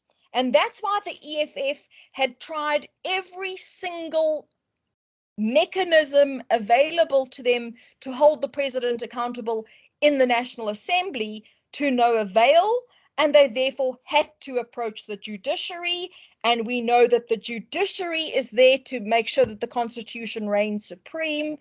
And the judiciary then said, we agree that, and that's why I keep on quoting, for example, paragraph 31 of that judgment, where the court said, the president is a constitutional being.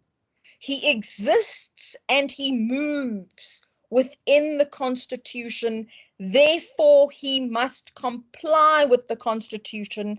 And as such, if a public protector has been appointed in terms of a proper procedure, because the Constitution itself says that we must have a public protector, and taxpayers' money is being used to enable the public protector to conduct these investigations, and the report then comes to the National Assembly and nothing happens to ensure accountability and responsiveness, then we have a serious problem because it's a violation of the rule of law. And that's when the judiciary said, the president must pay back that portion of money by which he was enriched. So you see that when Parliament is not functioning as it should, there is every right for political parties in Parliament to approach the judiciary. And that's not seen as being a violation of the separation of powers.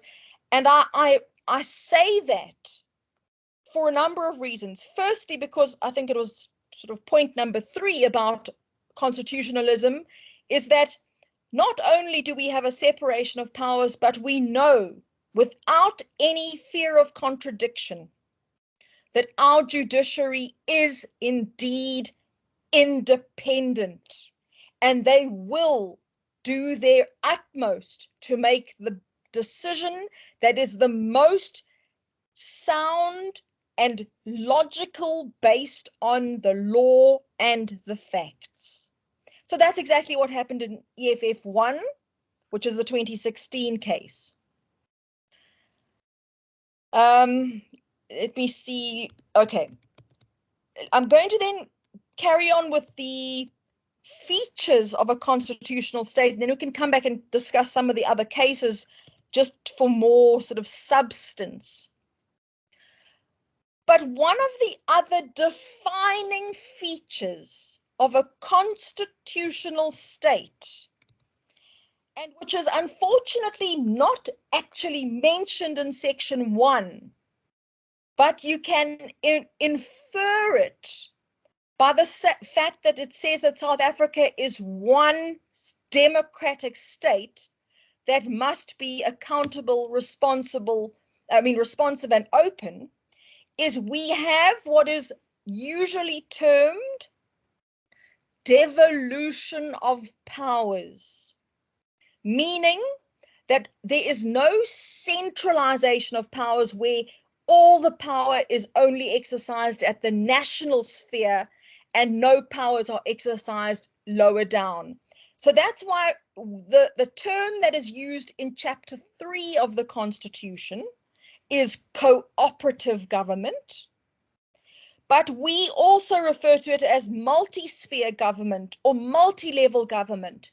But essentially it is devolution of powers, meaning that the national sphere of government is independent, but it is also interdependent with the provincial sphere. That's why I've tried to show some overlap in the spheres. So the spheres are those big circles.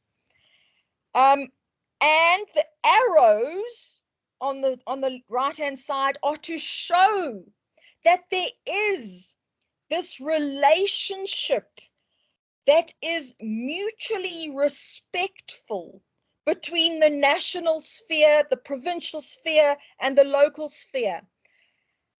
And as Mr. Mudau explained, we have a system of government where at all times the national sphere of government is monitoring and we could even go as far as using the word supervising. Supervising provincial government. I think let us use the situation right now with the Northwest government, where the national government, and we know that the government at national level is the African National Congress, which is the majority party. They, as the national government, didn't just let allegations of abuse of power or corruption in the Northwest province go untouched. And they therefore did apply some pressure on Job Mokgoro. And Job Mokgoro then, of course, he had to sort of try and, restore his own dignity by asserting that he had done nothing wrong. But he did eventually relinquish power and say, I will resign as the premier of this province. Likewise, when at the local sphere, things are going horribly wrong in a municipality, the national government and the provincial government cannot act as though they don't know what's happening and think, let's just leave it because it's too much work for us to deal with. They have to, I don't want to use the word interfere, but they have to intervene. In fact, that's the best word, and that is the terminology that Mr. Modau used. There is intervention, monitoring, supervision. So all of this terminology conveying that there's a relationship of trust, meaning, and I'm now referring to chapter 3 of the Constitution, which says that each of these 3 spheres of government must act in good faith and that there must not be any improper intrusion by one sphere into the geographical or functional or other powers of another sphere.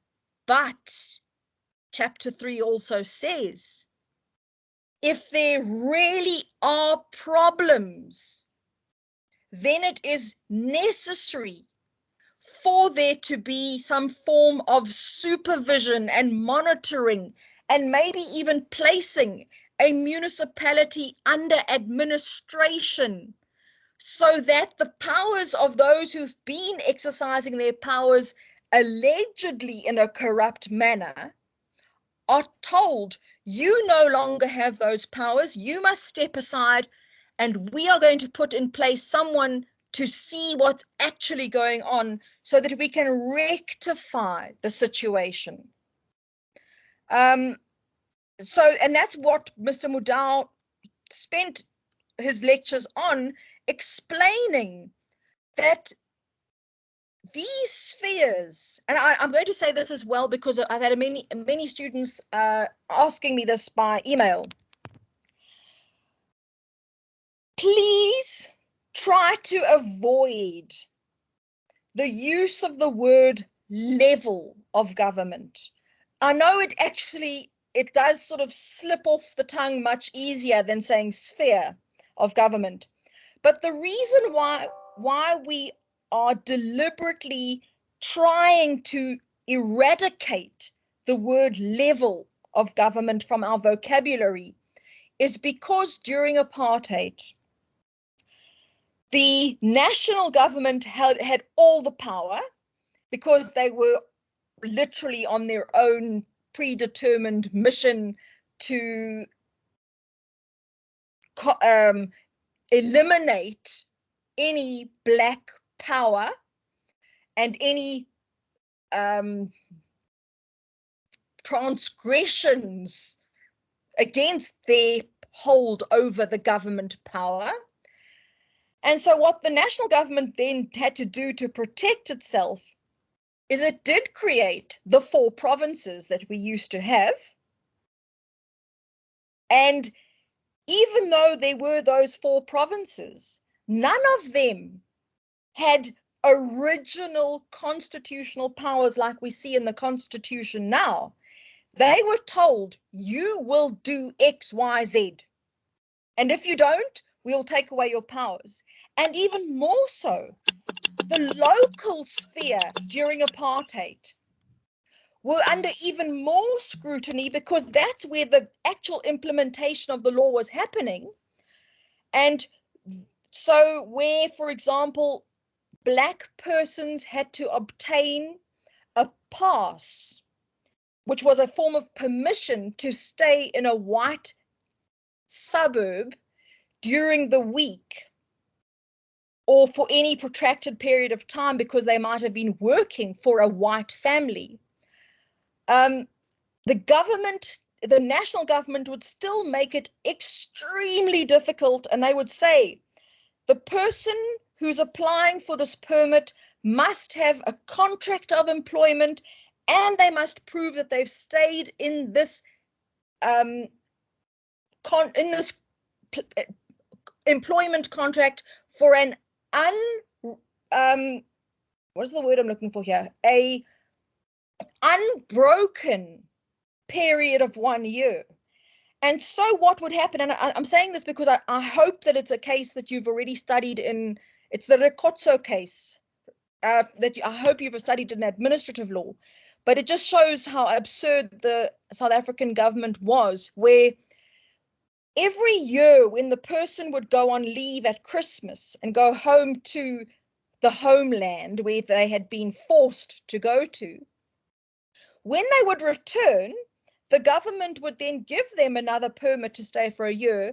And the legislation said, if it's been an unbroken term of 10 years that the person has been ordinarily resident in the white suburb, then they actually no longer need this permission.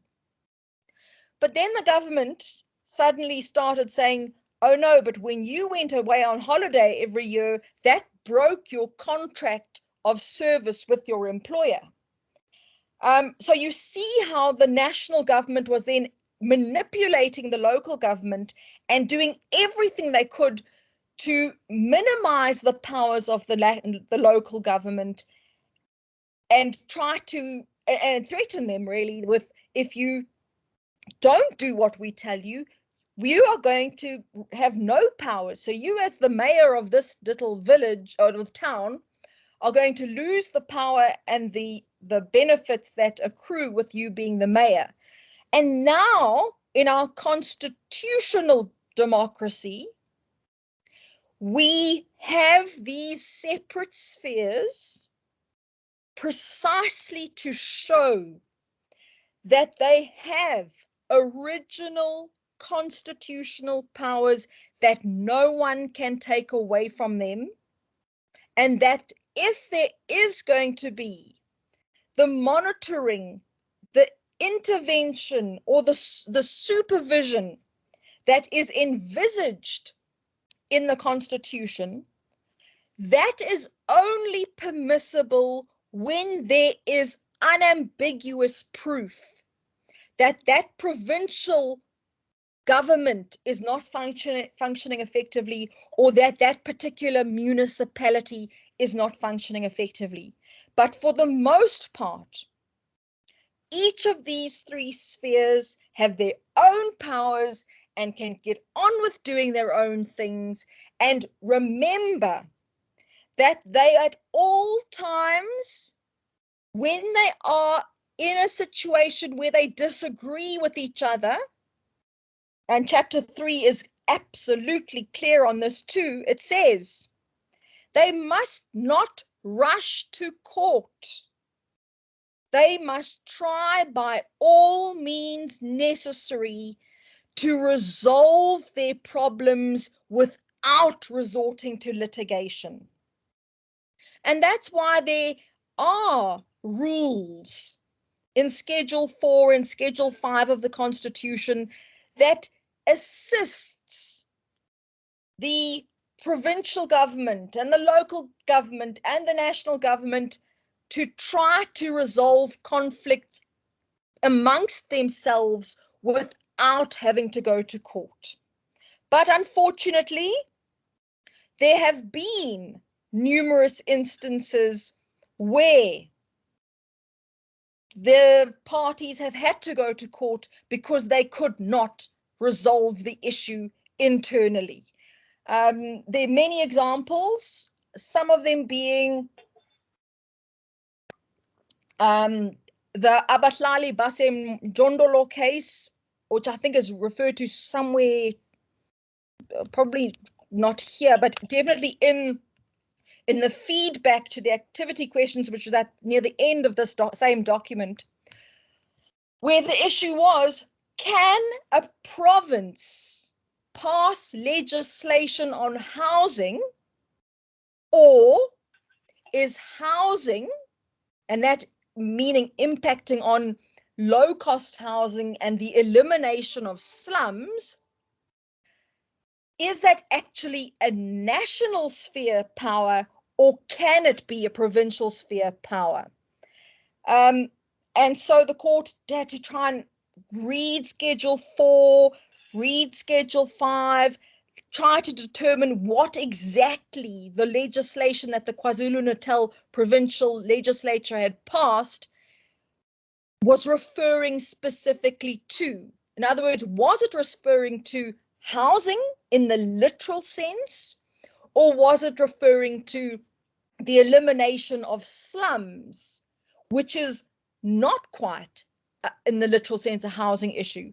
So you see that sometimes matters that should be dealt with between the spheres of government without resorting to court have had to go to court because they are complex and because we have a relatively new democracy where our constitution is still being fully interpreted and the meaning of the constitution is constantly being developed.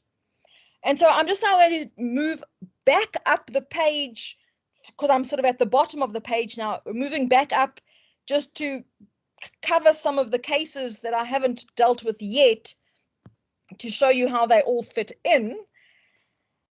And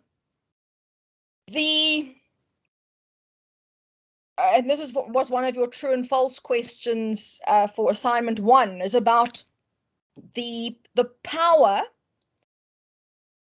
and the obligations on the Speaker of the National Assembly. And the question you got was, she's not expected to be as impartial as a judge. And obviously the answer is false, because the very essence of the role of the Speaker of the National Assembly is to somehow disabuse her mind of the fact, and I said her because it was Baleka Mbete, disabuse her mind of the fact that she's actually an ANC member. She was supposed to somehow then become this neutral person.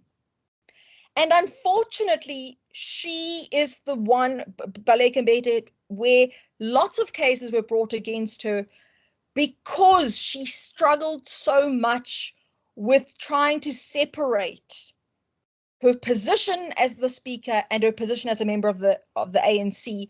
And we saw that then already in the 2016 EFF case, but we saw it equally in the UDM case, where the United Democratic Movement said, Speaker of the National Assembly, please can you make the vote on whether the president should be removed from office be a vote by secret ballot, so that all members here in this house can vote with their conscience and not due to party dictates. And Baleka Mbete, even though the Constitution says she has the power to regulate the functioning of the National Assembly, she said, I don't have that power. And that's why the UDM had to go to the Constitutional Court, and the Constitutional Court said, actually, on a plain reading of the provisions of the Constitution, the Speaker does have the power to decide if the vote should be by secret ballot or not. And so then a vote was held by secret ballot on whether or not President Zuma should be removed, and he wasn't removed, but I'm mentioning it now in the context of the possible impeachment of John Hlophe. It would probably be in the interests of democracy and good governance and accountability if that vote is by secret ballot. But it remains the discretion of the Speaker of the National Assembly, now a new Speaker, she might have a different view and might have decided all votes will be secret or no votes will be secret, whatever she may decide.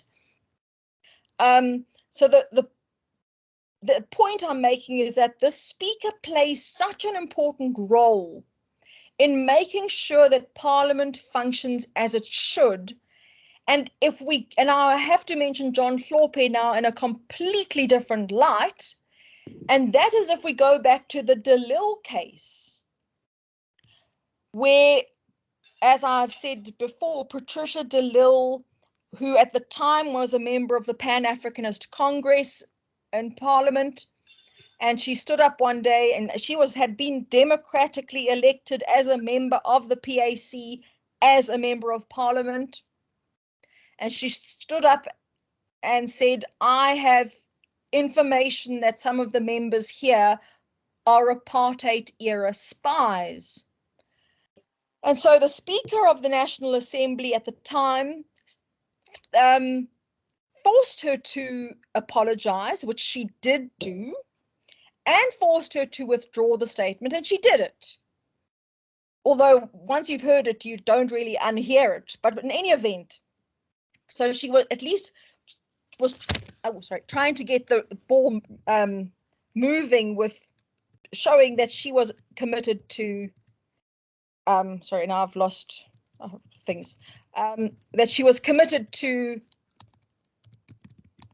Sorry, I'm having to type as I talk because I deleted things and added things by mistake. She was then suspended from Parliament.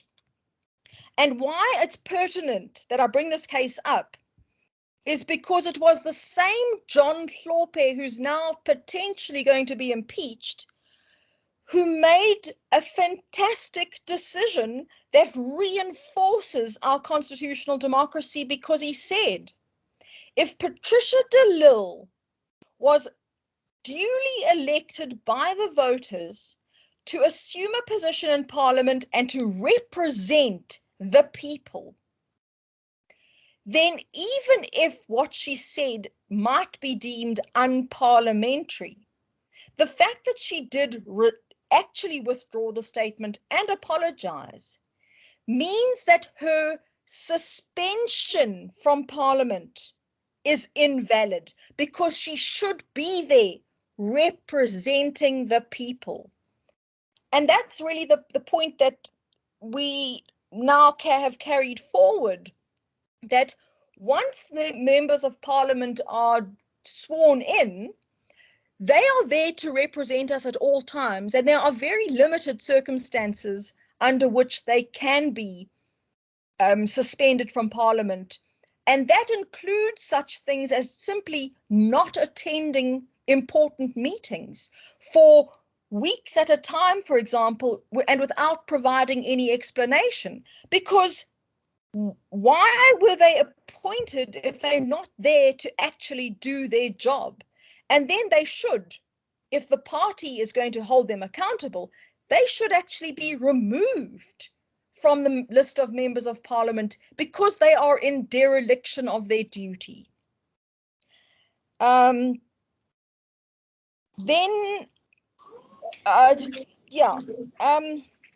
just trying to think what other cases I haven't mentioned that you aren't familiar with. Okay, so the Oriani Ambrosini case, I've also mentioned this often before.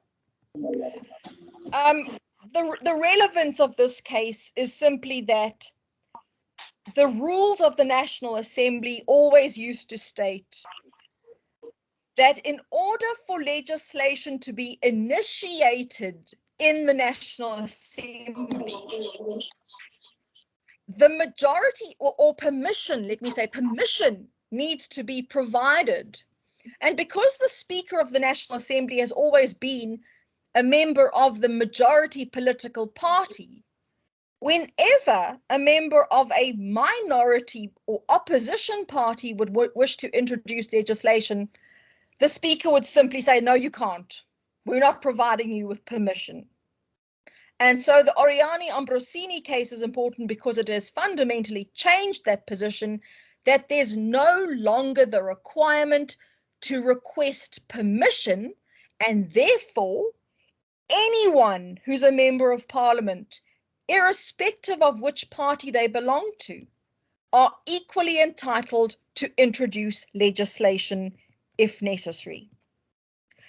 I'm just trying to get us back sort of on track to sort of the overall picture, because I have now actually provided you with the overall picture, which is, and as I say, about the 9 or 10, right now I think I've only got to 9 and I can't remember what the other characteristic of constitutionalism is. It's probably here somewhere on the page anyway. In fact, I actually do know what it is. It is what we've been talking about in section 1 of the Constitution, is that a constitutional state is one that is open, responsive, accountable, and holds everybody to account for their conduct. And so all of these cases that are the italicized cases all over the page, all of them confirm to us that we have a state where everyone is actually held to account. And so that brings us, let me start with the EFF2 case. So the EFF, we've discussed EFF1, so, and I'm talking about them as EFF1 and EFF2 because in the exam, if you are going to refer to case law, the general rule is the first time that you mention a case, you must give its full citation. So the actual year in which the judgment was handed down, the law report within which you can find it. So is it the Butterworth's Constitutional Law Reports, or is it the All South African Law Reports? And then the particular volume of law reports. So is it 1, 2, 3, or 4? And as far as possible as well, then don't just mention the case, but try to mention specific pertinent paragraphs as far as possible to support your answer. And so thereafter, you can say hereinafter referred to as EFF1 and hereafter referred to as EFF2, so that you don't have to keep writing out economic freedom fighters versus Speaker of them as you get what I'm saying. But the EFF2 case is important for proving that we have a judiciary that is committed to ensuring openness, accountability, responsiveness, is that even though our Constitution in section 89 and in section 102 provides the two mechanisms for how to remove a president from power, there never was any rules created similar to what happened with the Judicial Service Commission, where the Judicial Service Commission was told, you decide if a judge should be impeached, but there were no rules telling them how to do it. Likewise with EFF2, it's analogous. Parliament is told, you can impeach a president, or you can remove a president who has lost the support of his political party. But nowhere were there rules that regulated how exactly this should happen.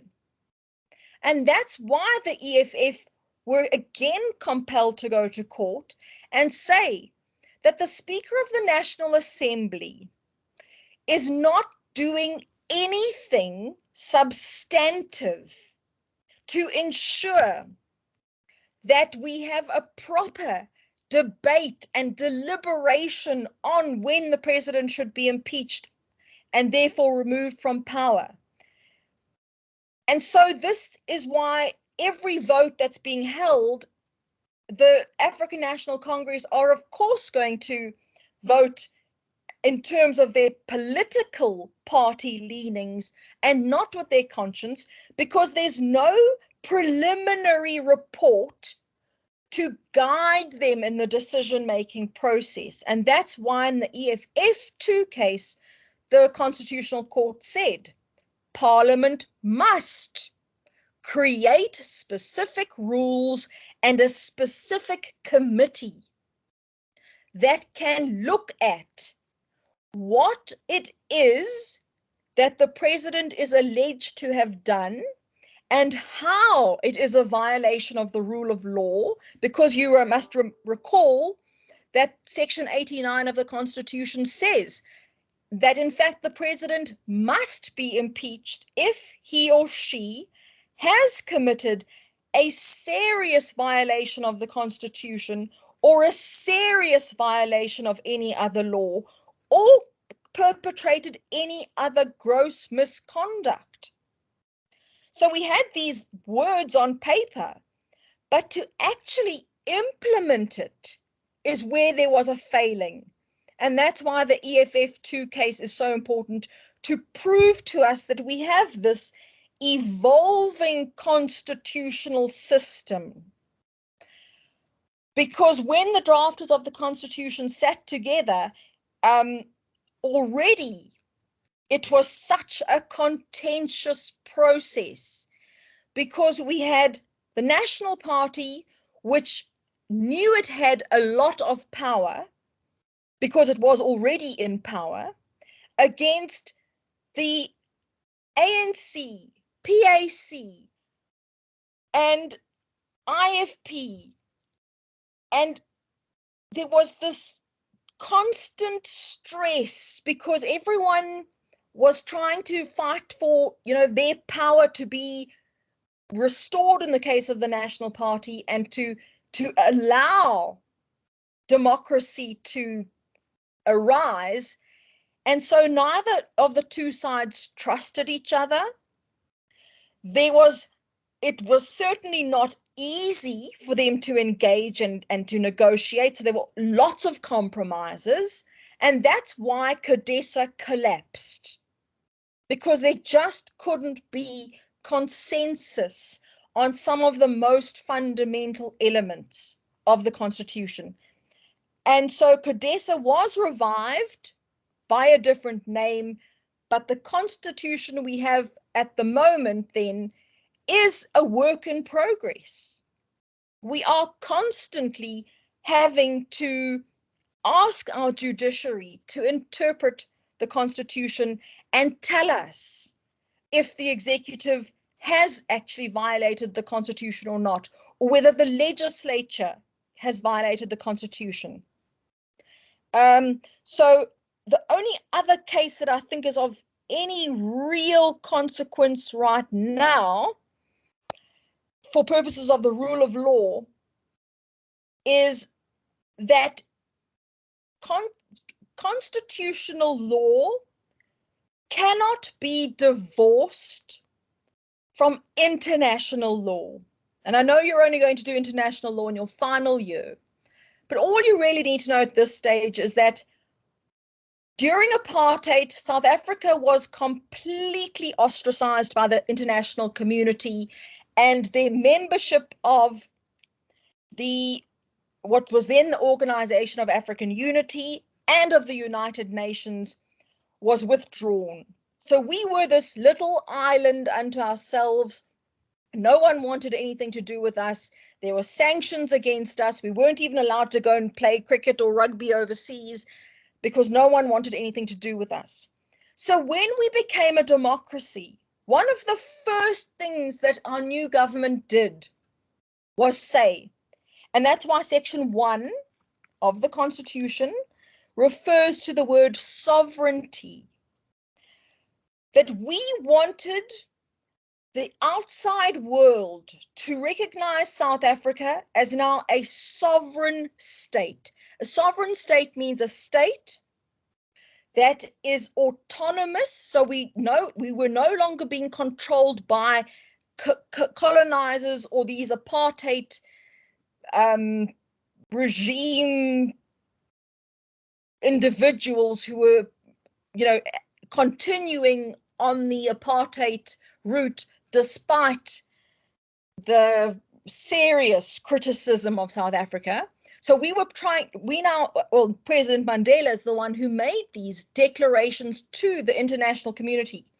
We now want to be recognized again as a sovereign state where you recognize us as part of the international community, and therefore you allow us to rejoin the United Nations and the Organization of African Unity, and therefore we can cooperate as equals in the international forums. And so one of the things that happened quite soon into our democracy, in fact, is that there'd always been talk of an international criminal court to hold those who are the main instigators of genocides, crimes against humanity, the crime of aggression, and other crimes that are abhorrent to the human conscience, that those leaders must be held accountable and be punished.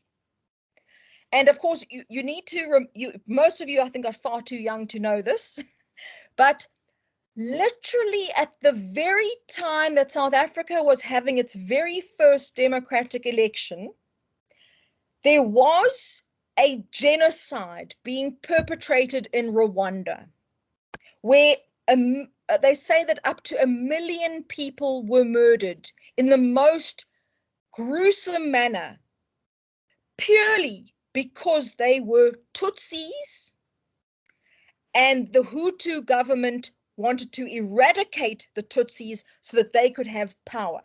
So you see the remnants of colonization there, because it was the colonizers who came along and said, oh, we can see that the Tutsis have these characteristics, the Hutus have these characteristics. We are going to put the Tutsis in power because we think they look more civilized. I'm using inverted commas. And so, of course, the Hutus always wanted power, and there was this constant tension between the Hutus and the Tutsis, which culminated in not the first, but it was the 1994 genocide. So genocide is the intentional elimination of a whole group of people. And that is what was happening. So, of course, Nelson Mandela kept trying to make statements about that the international community must intervene in Rwanda to end the genocide, but that didn't seem to help. The international community came in too late. The point I'm making is that was 1994. From 1998, so not long after that, at the UN, serious discussions started taking place about the creation of an international criminal court to actually hold these perpetrators of genocides and crimes against humanity accountable. And South Africa was one of the main negotiators of this document and was one of the first to ratify the Rome Statute. It's called the Statute establishing the International Criminal Court. And South Africa then were proclaiming our absolute commitment to the rule of law and that we would not allow impunity to occur, because of our history. And then 2015 happened, and I know I've discussed this, but so I don't want to bore you with all the rehashing of the details, but you must remember that was when Omar al-Bashir, who was accused of the genocide of the Darfuri people in Sudan, and who was accused of other serious war crimes and crimes against humanity, he arrived in South Africa for an African Union meeting, because by that stage, the Organization of African Unity had changed its name to the African Union. And so he arrived, and of course then litigation started to try, in terms of our international obligations, as read with our domestic obligations, because we had not only ratified this international treaty saying we're going to comply with it, but we had even gone as far as our own legislature drafting a law called the Implementation of the Rome Statute of the International Criminal Court Act, number 27 of 2002, which again said verbatim, we will arrest any perpetrator of genocide, crimes against humanity, and war crimes if they enter our territory. And yet Omar al-Bashir arrived, had a wonderful meeting in Sandton, and while the National Prosecuting Authority was being requested to issue this arrest warrant to detain Omar al-Bashir, he got back onto his aeroplane and flew back home to Sudan. And so, and that's why the National Prosecuting Authority is mentioned on the right-hand side of the page, and I've hardly mentioned it yet. But you'll see then that we had, at that time, clearly and unambiguously violated our international and domestic obligations.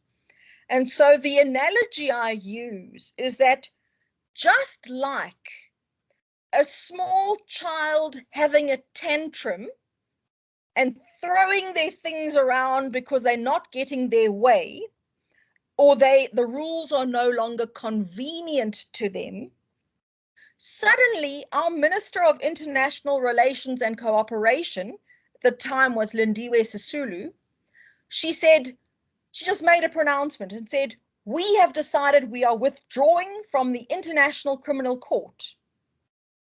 And that's when the Democratic Alliance had to go to court and say, but hang on, how can a member of the executive say that we're withdrawing when it's actually the responsibility of our National Assembly to repeal the law?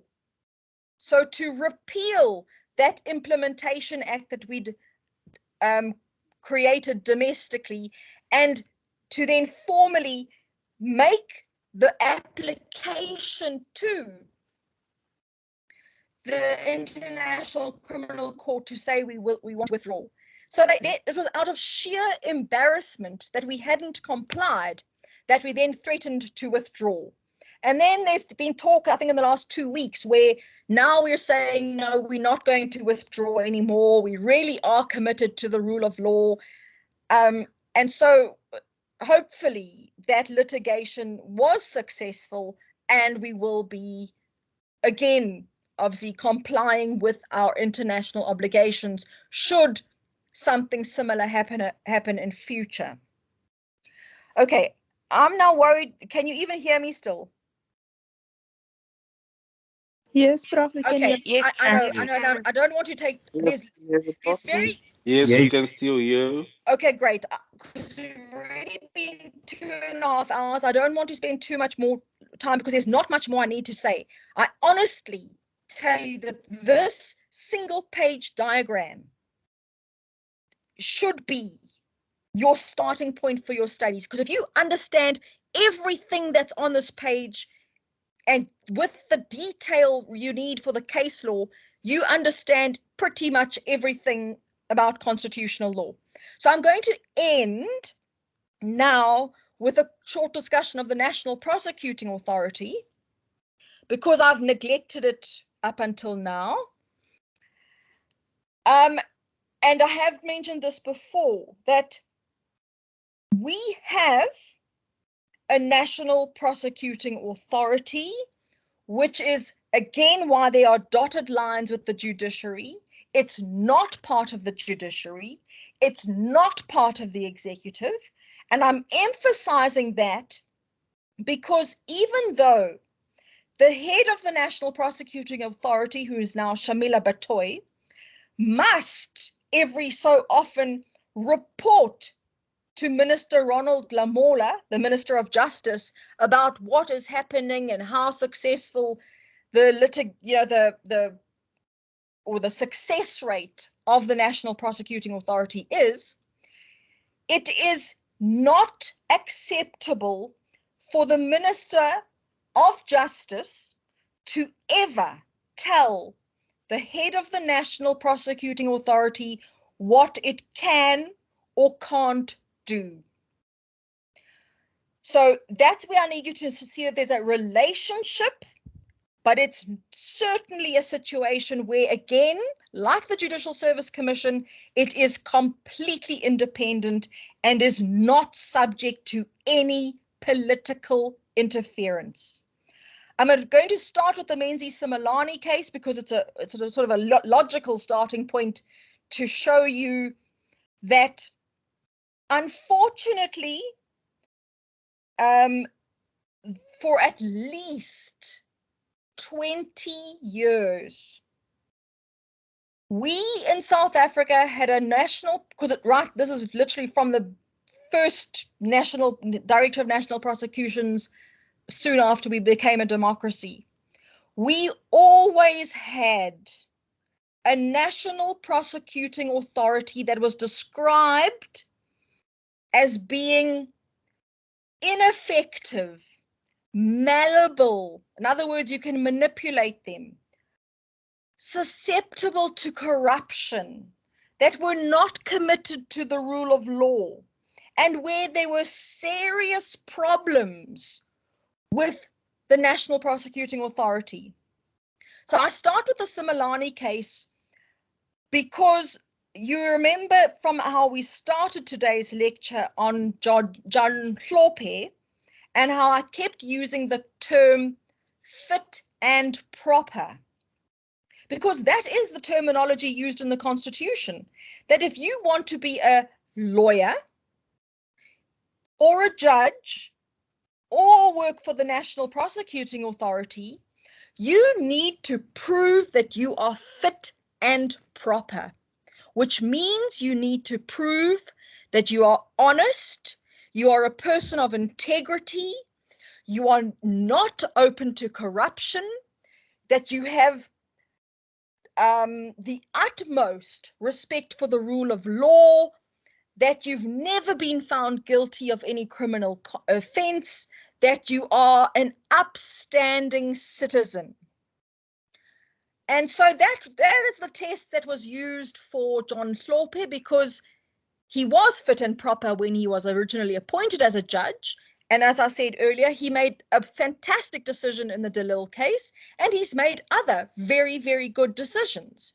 But unfortunately, when he tried to improperly manipulate a court case that is expressly prohibited in terms of Section 165 of the Constitution, it rendered him no longer fit and proper, which is what the JSC's finding ultimately is.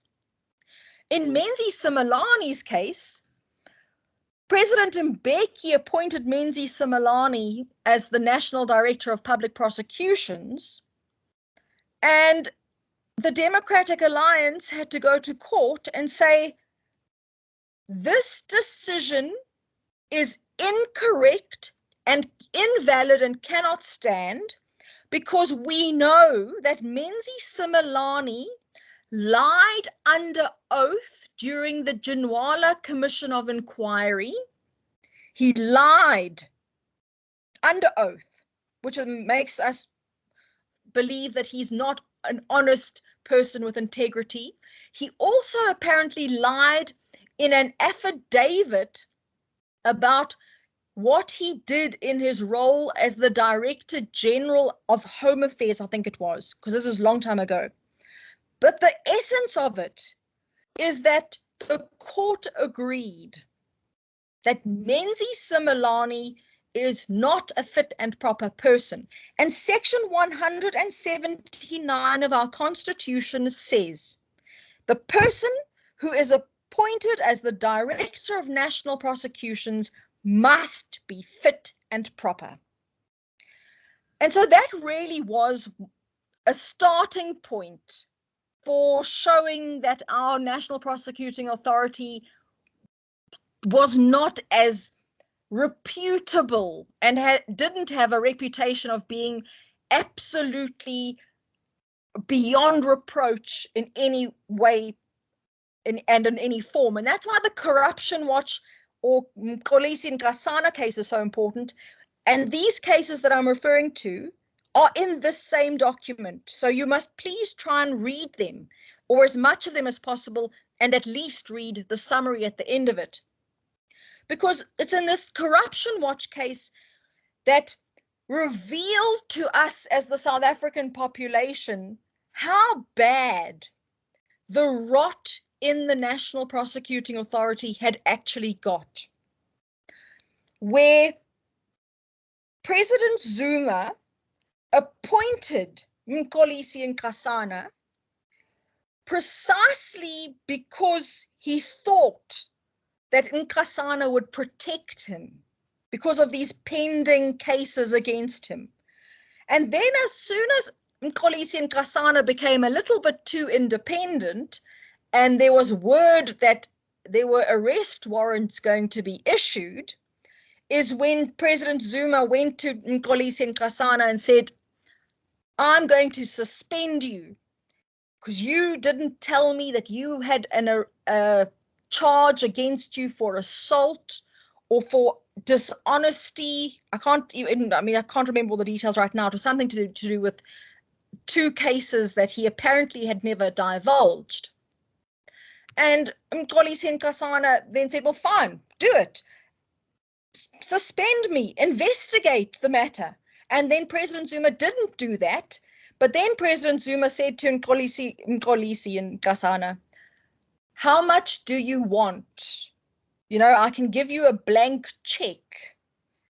And so it then transpired that Jacob Zuma said, I want you gone, Mxolisi, and I'll give you whatever you want. And they agreed on 17 million rand, which is what was paid to Mxolisi, and he would then quietly resign as the head of the prosecuting authority.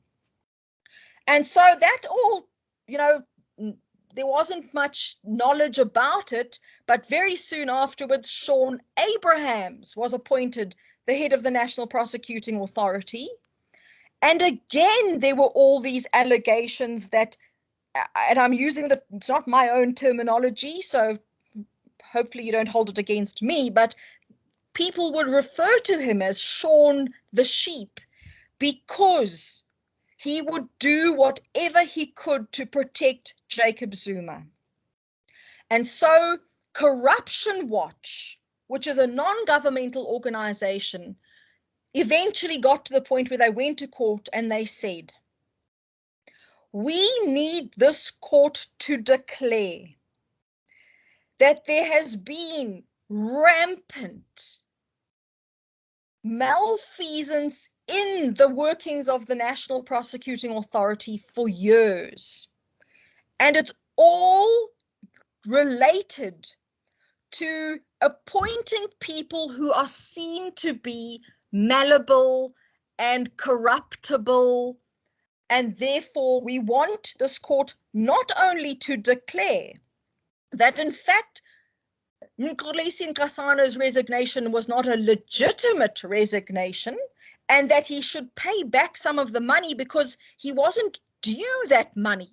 Jacob Zuma had no right to pay that money from taxpayers' money, and they wanted a declaration that Sean Abrahams's appointment was equally invalid.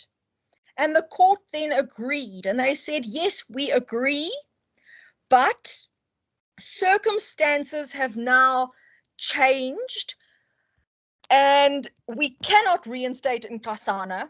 we certainly can't do anything because by that stage, Shamila Batoy had been appointed as the new National Director of Public Prosecutions. So again, the case had pretty much become moot, but the essence is that our judiciary said it is deeply troubling that for so many years we've had a national prosecuting authority that has been manipulated and politicized and unable to function as it was envisaged. And that is a violation of the rule of law and is obviously a violation of the Constitution, which says you must have a national prosecuting authority that is able to function without fear, favor, or prejudice. Very quickly then, for the Glenister cases, it was the situation where the African National Congress realized that the Scorpions had become too powerful because they wanted to arrest Jackie Salebi. And so a political decision was made to amend the National Police Services Act and the National Prosecuting Authority Act to eradicate the Scorpions and create the Hawks instead, where this new law made it imperative for permission to be obtained from the Commissioner of Police before investigations could be conducted. And you'll recall that Jackie Salebi was the Commissioner of Police when he was about to be arrested. And that's why Hugh Glenister, just an average person, went to court, not once, but twice. The first time he got told, sorry, you've come to this court prematurely. And that's where we saw the judiciary respecting the separation of powers, because they said to Hugh Glenister, you've come to us before the legislature has finished its work. You first need to wait until the legislature has actually finalized these amendment laws and they've been assented to by the president, then you come back to us. And that's why there's a 1 and a 2. And so the second one is when the judiciary agreed with Hugh Glenister that there was a very real threat that these amendments would negate the independence of the National Prosecuting Authority Act. And then the court again respected the separation of powers by saying to the legislature, you go back and amend these amendment laws, but make sure that there is no possibility for any political interference in the working of the National Prosecuting Authority. I mentioned the AfriForum case only because I want to emphasize that our court, Constitutional Court, is as dedicated as it possibly can be to transforming South African society and to ensuring the decolonization of society. So again, the AfriForum case is one of those that's in this tutorial letter 102, and it's really only relevant for you to see how our court used extremely emotive language to explain the injustices of apartheid and how people were judged purely on the basis of the color of their skin, the shape of their nose, the texture of their hair, and they were marginalized from society.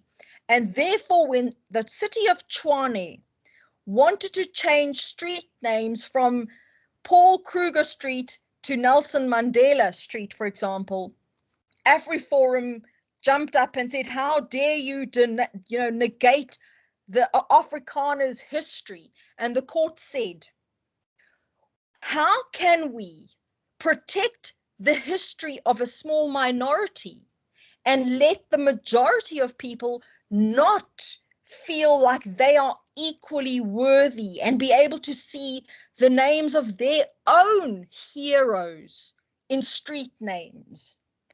So that's why I've got the case there. It's not, I mean, it really just shows that the rule of law does reign supreme in South African society, and our judiciary does not allow petty politics, if you will, to make its decisions, because it is committed to transforming South African society, where we are a true democracy and where every single word in Section 1 of the Constitution is given meaningful effect. So where it says we shall be a non-racial society, it means that we have to implement affirmative action measures and go out of our way to redress the injustices of the past, including allowing for expropriation of land,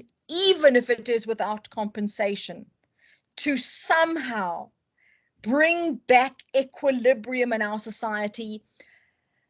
And from a psychological perspective, and I think I've said this before as well, I've read many books on revolutions and changes of government. And all of the theorists say that the only way for a society to succeed is if there is actually real social cohesion. And that's what we are grappling with. And that's why I've got the Tshwane case here, to try and show that we need to work together. Racial differences are of absolutely no consequence. There is no material difference between a white person and a black person in any respect, except that minuscule aspect of pigment. And so the terminology is, in order to get ahead in life, we need to get along. And that's why I have that case, and showing you that our courts and our legislature and our executive really are committed to trying to ensure social cohesion and redressing imbalances of the past and creating the kind of democracy that was envisioned in 1912 when the ANC was established, and even more so in the 1955 Freedom Charter, and that the 1976 uprisings, for example, were not in vain, that all of them have contributed to building the society that we have now and not repeating the history that we have unfortunately been subjected to. So I'm going to end now because I'm tired and I'm sure you've lost track. Pardon me? Sorry. Yes? Sorry, before you end, can I quickly ask a question? Can we take it back to Judge Hlophe and that he's facing the disciplinary or the impeachment? Yes. And we are saying it's the first time that I can't hear you.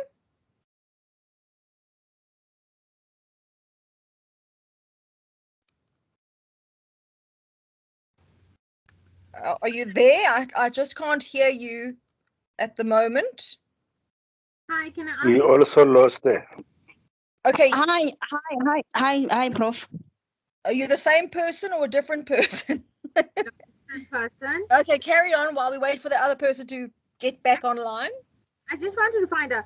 So in our referencing, right? Obviously with our classes, we've made notes from what you've explained to us and things like that. How do we go about referencing that? So for instance, I wanna write a phrase that you've stated in class from my notes. How would I go about referencing that in an exam or in my assignment? Look, I would like you to find and use kind of the source material. So if I said we have a participatory democracy, for example. You write participatory democracy, and then you should usually say the authority for this is the case of Doctors for Life, where the court unequivocally held that public participation in the legislative process is necessary. Or try to use, if you can, sort of the page number of the textbook. Because, I mean, you can reference the lecture notes and say, lecture delivered on 16th of April. It's just, that's not great. I'm wanting you to get to the point where you are able to make a convincing argument as though you would do in court, because all the court cares about is what's your authority, and you've got to give them the case name and the case paragraph number that they can read it for themselves and see whether they agree with you or not, or the particular provision of the Constitution that is relevant. So I want you to reference the source, the primary source, and only as a sort of as a last resort use lecture notes. If that, I know that sounds difficult, but there are so many cases that are relevant for so many of the same issues, and that's why you see a lot of them repeated on this page. Okay, thank you. Yeah, that's the best I can tell you, I'm afraid. Hi, Prof. Yes. Okay, can I ask a question just to clarity on something? Let's take it back to John Hlophe's current situation where he is facing impeachment. Let's call it that. Yes. And we say it's the first time that it happens in the country. Correct me, I'm not sure if I'm not comparing apples with pears here. Remember that judge, the one who was found, the drunk judge, Mutata, yes. Mutata, Yeah. was he not in the same situation? What happened to his case? Well, you see, that's partly one of the things I read earlier today. Mutata had in his favor that he was older and he was about to retire. So he actually got away with not being impeached because he was able to retire before any decision was made on his impeachment. Also, because there wasn't this judicial conduct tribunal established yet, even for his case.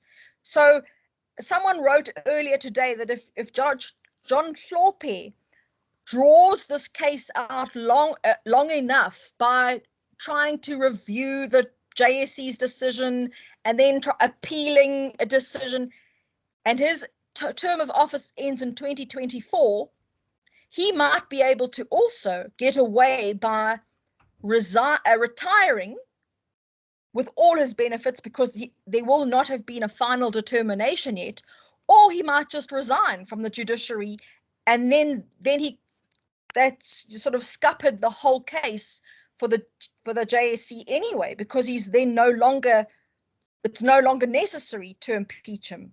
So that is where the difference is. It was literally a timing aspect. Oh, okay. All right. Thank you, Prof. Thank you. Yes. Hi, Prof. Yes. Hi, Prof. Yes. I would like to ask if South Africa have been withdrawn from the International Criminal Court. Could we been able to, like they have applied to bring the Gupta back to come to court in South Africa? Well, you see, there's a difference with the International Criminal Court, which only can deal with cases of genocide, crimes against humanity, war crimes, or the crime of aggression. Whereas the Guptas are guilty of corruption, fraud, I would say. So they are not subject to the jurisdiction of the International Criminal Court. So whether South Africa is a member of the International Criminal Court or not is not relevant to the Guptas. That's why what we've had to do is use what's sort of the diplomatic route and apply for the extradition. In other words, the sending back to South Africa from Dubai of the Guptas so that they can stand trial in terms of South Africa's ordinary criminal legislation and the legislation on the I've got a long name, something like eradication of orchestrated crimes or something like that. So it's there's the ICC has a very limited mandate, whereas we are now looking to bring the Guptas back to stand trial as an ordinary criminal matter. And it's because they've not committed any war crimes or crimes against humanity. Even though they have committed very serious crimes, it's not within the limited mandate of the International Criminal Court. Does that make sense? Thank you, Prof. Okay. Yes, it's clear. Thank you, Prof. Hi, Prof. The textbook that I'm using is an online textbook, so it doesn't show the page numbers and the edition number. So I just wanted to find out if maybe the marker could be lenient in terms of my references, because I will be unable to show the page numbers and the edition number. Look, and let me my second question is it too late for Judge Hlophe to apologize? Your first question, let me be very serious with you. I fully understand that you might have an electronic copy that doesn't have page numbers. And you are free to use it, because what you could do, because it might have something like section 2.8, you know, that's the part you're reading. So that will be that would be enough. And you probably have the first edition anyway if you've got an electronic version without page numbers. So you can just say first edition, Pierre de Force et al., South African constitutional law and context. And so try and be specific by saying section 2.8 of the textbook or section 3.1, since you don't have page numbers. My problem is when students simply take that electronic copy and copy and paste whole pages and just paste it on the page and submit it as their own work without a single reference. And then they wonder why they get 0. So that's why I'm trying to emphasize that you need to reference. Firstly, because in law, that's where your marks come from. Your mark comes from showing that you can identify the issue. So the issue being, is South Africa a constitutional state? Can you identify the relevant law? Yes, it is the Constitution. And can you then, in a convincing way, with using cases and the provisions of the Constitution to substantiate and explain your answer, illustrate to us that you actually understand what we mean when we say South Africa is a constitutional state? So you can't just say we comply with the rule of law. You need to say we know that South Africa is committed to the rule of law because no one is section, and you might have to refer to section 9 of the Constitution, but where you say our law is clear that everyone is equal before the law.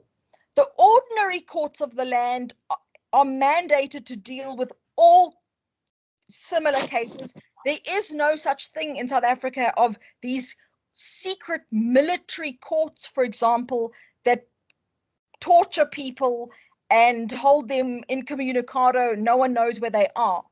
So you can say that it's clear that we are committed to the rule of law because section 1C of the Constitution describes South Africa as being committed to the rule of law.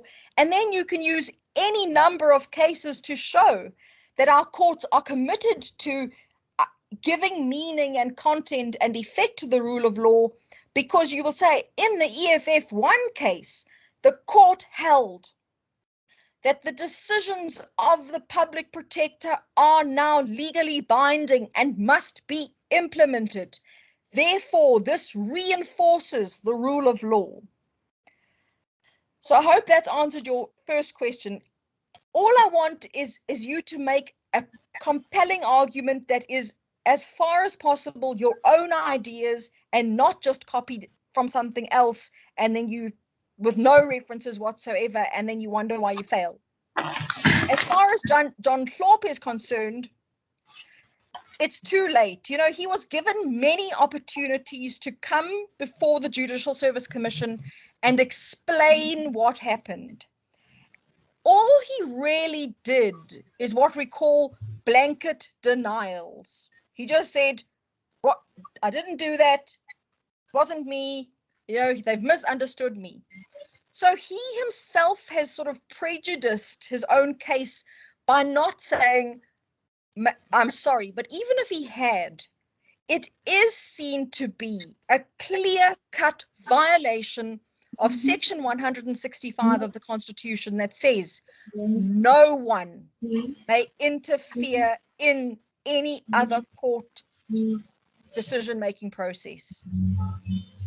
So that's my answer for those two. Prof. Thank you. Yes. Yes, Prof. I just want to check something with you quickly. When you explain the devolution of powers, I'm not sure that there I got you well. I think you said there is no centralization of powers, and you said, I think you said the powers is only vested in the National Assembly. Then you went on further to explain the checks and balances of the. So I'm not sure if I heard you properly with my first statement. Well, what I was meaning is that, and it's actually written down on the page, is that where the national sphere has a legislature, an executive, and a judiciary, they don't have all the powers because each of the 9 provinces have their own legislatures that can make their own laws for their own provinces. Each province has a premier who's the equivalent of a president, and they have members of the executive council, which are like ministers at the national level, and they are implementing the provincial and national laws in the provincial sphere. And I have the judiciary there, but that's not, we don't really talk about the judiciary in the context of devolution of power. It usually only relates to the legislature and the executive. But I just have the judiciary there showing that we also have high courts in each of the 9 provinces, so that when you're sitting in Umtata, you don't have to come all the way to Pretoria to go to court to say that a law is invalid. You go to your Umtata High Court. That, you know, that's why each province has their own high court, so that the judiciary is accessible to the people. And that's also why then at the bottom I explain that we have at the local sphere also the municipal council is both legislature and executive together. So they mutually or all together draw up the bylaws and ensure that they're implemented. And when I say judiciary in that space, I just say we have magistrates' courts, but they have no constitutional jurisdiction. So don't worry or don't refer to them in constitutional law as being the court you would go to. Even if you live in a rural village and there's a magistrate's court near you, if your case is something serious like the law is unconstitutional, or you believe that the president has acted irrationally, you cannot go to a magistrate's court. You unfortunately have to then find a good lawyer and lots of money and go to a high court that is closest to you. So that's what I was trying to mean, is that we have this devolution of power so that the national sphere of government doesn't have all the power. It gives a lot of power to the provincial sphere and to the local spheres. Thank you, Prof. Excuse me, Professor Lee. Yes. Are you then speaking of the devolution of powers as referring to concurrent powers? Absolutely. That's exactly it. That's why I've got written on the side, Schedule 4 refers to the concurrent competencies and Schedule 5 refers to the exclusive competencies, because you need to know what can the province do exclusively, for example, or what can the national government deal with exclusively, in case there's any confusion. So, for example, higher education is an exclusive national competence. So if you've got an issue with higher education and you want the law amended to allow for free education, for example, that is an issue that can only be dealt with in the national sphere. So it's only the national executive, being Blade and Zemande, who you could try and approach and say, we wanted an amendment to the law, and he might then agree with you and he would start formulating policy and he would then send it off to the National Assembly, because only the national government can decide on higher education. Blade and Zemande cannot say to anyone in the provincial sphere, and I want to say Hlophe because he's always in the news, he can't say to Hlophe, oh, just come help me deal with this issue on higher education. That's impossible, because Hlophe is in a provincial capacity and higher education, for example, can only be dealt with at the national sphere, just as an example of what is exclusive and what is concurrent. Thank you so much, Professor. Professor? Yes? You know, I'm listening to all those things that you are mentioning that we should do, like referencing to the page numbers and the paragraphs. Can we, some of us are not fast with typing, can we handwrite? Can we like print? Can handwrite? You know what? I mean, is the exams 4 hours? Because the timetable shows 4 hours. Yes, it is 4 hours, and you do get the additional hour to submit. Let me start by saying this. Now I've got a lot to say, but let me start by saying this. When you open tutorial letter 102, on about page 3, it starts with a heading about the personal is political, and there's all this writing, and you see I've got footnotes there where I say, see the book by L. Patel on page 16, for example. That's the kind of referencing we're looking for, ideally.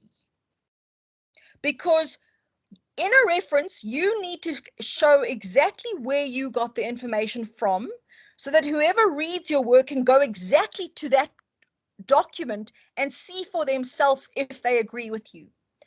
So because you're handwriting, I'm not going to expect you to do footnotes. And even if you are typing, you don't have to use footnotes. But as long as if you say the president is head of the executive and head of state, in brackets afterwards, you need to say, see section 84 of the Constitution of the Republic of South Africa, 1996. Okay, so that's the first thing. So yes, you need to show me that you actually know where to look for the right information to support your answer. so that we can see, okay, this student really does understand the law and constitutional law in particular. I will also say this. When the exams were always venue-based, constitutional law exams would have 20 marks of true and false, and then 80 marks of long essays and complicated problem questions. And students would finish within two hours, because the exams were always 2 hours then. This current exam you're about to write, 25 of the questions are true or false, where you have to give a reason, and your reason might be as short as a few words, where you say, no, that's the wrong case is being referred to here. In fact, the correct case is Makwanyane, which held that the death penalty is unconstitutional, for an example. So those, and that's 75 marks worth. That shouldn't take you too long. So you're going to have more than enough time to write the little 25-mark essay. More than enough time. Okay, Prof. I promise you. I really, I say that because I genuinely believe it's more than enough time. Okay. All right. Prof, just on that, right? So we've lots of us have been reviewing the exam paper that was done in May, June. Yes. And the essay there is on Black conscience. Yes. And there's not much in the study material regarding that. So in our exam that's coming up, is our essay going to be context-based, where it's stuff that we've learned and in the study material that we've had?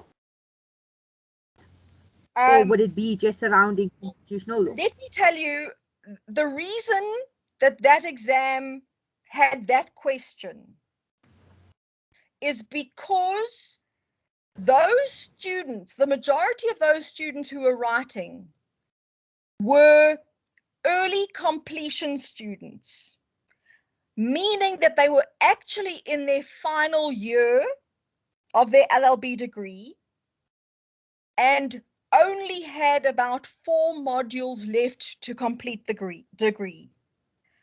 And so I deliberately then made their assignment question for that group on decolonization, so that they had time to read about Black consciousness, or at least maybe have inherent knowledge about it. But remember, this is an exam where you're sitting and you do have access to the internet. And so that's why I made it quite a difficult question.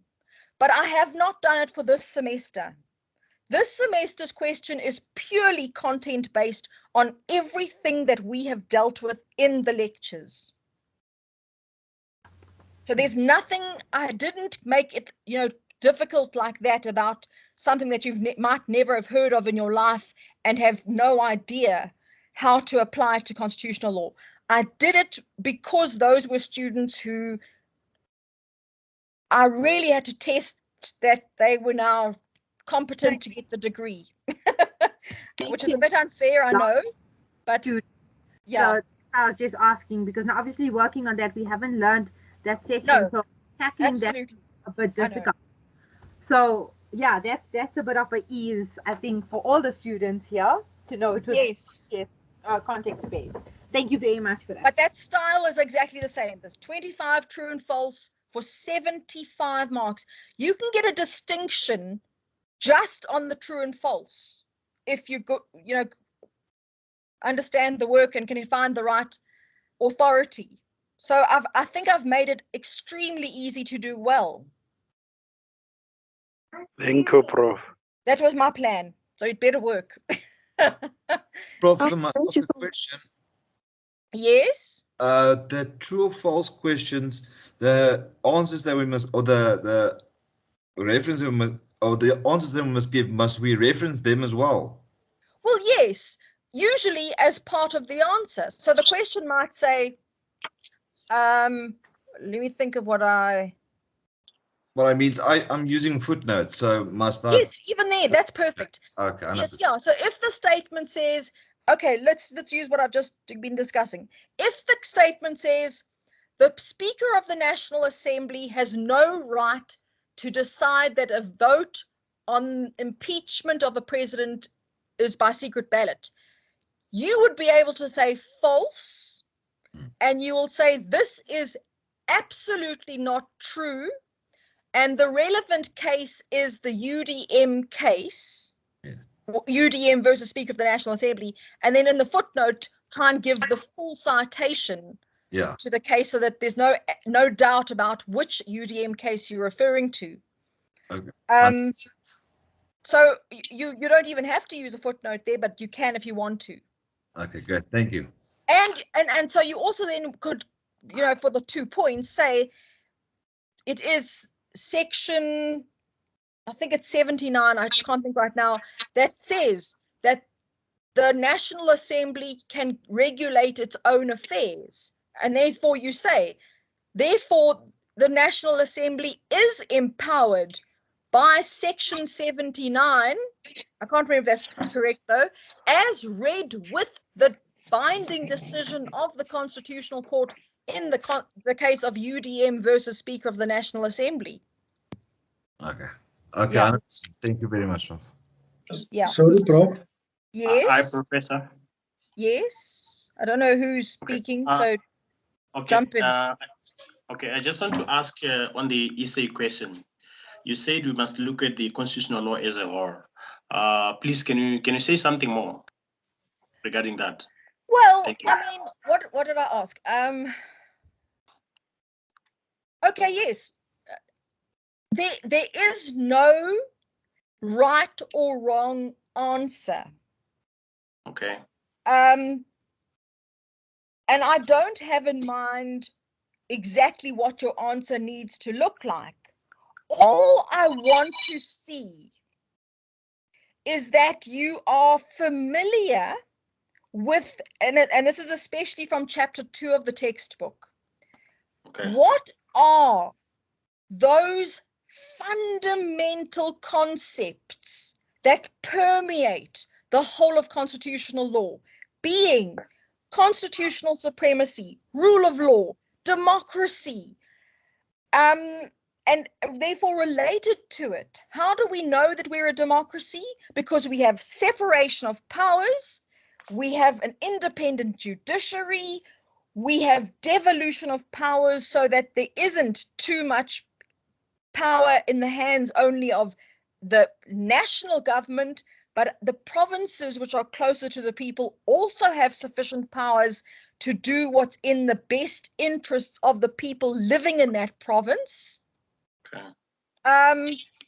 And that we have a supreme constitution, that we have, this is my own sort of interpretation, that you go on and you say, we've actually got to the point where we have, to some extent, a decolonized form of constitutional law because our judiciary is not afraid to declare law or conduct of the president or of the National Assembly invalid if they need to do so to uphold our constitutional democracy.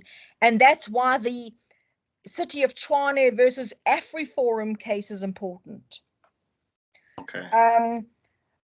Yeah, so that's what I mean is if you know those fundamental concepts, it means that you will be able to identify whenever there is a violation of the rule of law. Because if you get a client one day who comes to you and says, I am not allowed to vote because I'm a paraplegic, you would be able to immediately say that is a violation of the rule of law, because we know that in terms of South Africa's democracy, we have a common voters roll with universal adult suffrage, and no citizen may be excluded for any arbitrary grounds. And if in the August case, the people in prison succeeded in their case and ensuring that they can register and vote, then paraplegics also have the right to expect the IEC maybe to come to them to ensure that they get registered and can vote, and that they don't have to go and try and be in a queue and are vulnerable. You know, that kind of logic is, think about, because the whole idea in law is we have a precedent system. So hopefully when you have to advise a client, you'll be able to say to them, and this is where predictability comes in, you'll be able to say to them, you have a good chance of winning your case because there was a similar case in the past where the court decided that. And it, you show the analogy and how close the situation is, and therefore the court is likely to find in your favor because of that existing precedent. That's most of what law's all about. Is it doesn't matter which case you remember, as long as it's applicable, because there could be umpteen that are applicable to your scenario, but you must try and find the best case to support your argument so that you'll be able to persuade the judge to find in your client's favor. That's really the essence of law. Yes, Prof. Yeah. Okay. Are you happy then? Everyone happy? Yes, Prof. One more question. Happy, Prof. Tired. Yes, thank you so much, Professor. One question. Prof. Yes. One question, Prof. When are we getting the feedback for the assignments? Oh God. Monday. I know I promised it last Monday, but I'm nearly finished it. And then Mr. Mudau said he'll look at it just to make sure that it looks good and quality assured, but he's very busy today. We had to submit an article. And I said during the course of the weekend, we'll do it. I'm actually booked off on sick leave, which is why I'm very slow at the moment, which is not like me. I usually get things done much faster, but it's also because this exam caught us completely off guard, and suddenly I had to make sure that 10,000 assignments could get marked in a much shorter space of time than I thought. So that's taken a lot of time when I should have been trying to do the feedback on assignments. So the actual 201 will come out no later than Monday. I mostly finished it anyway. I'm just trying to make it as detailed as possible to give you guidance for how to answer in the exam, showing you that you cannot make a statement without having authority to substantiate it.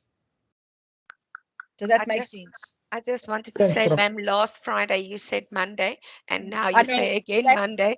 But please don't say next week Monday, because then it's exam. No, I know that. And that's why yesterday I was telling Mr. Mudau, I said to him, I'm nearly finished it. I know I promised you last Monday, but we know it's imperative that you get it.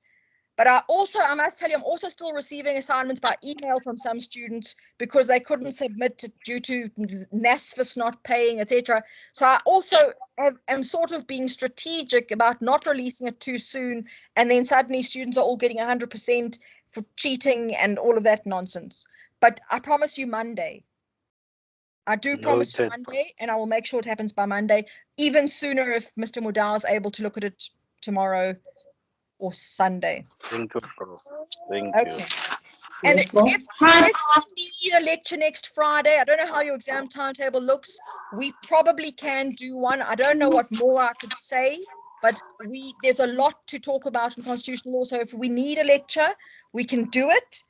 Let's just see how you're feeling closer to the exam. Okay. I think we should just do the lecture, Prof. Well, I'll think about what to say then. Yeah. Okay.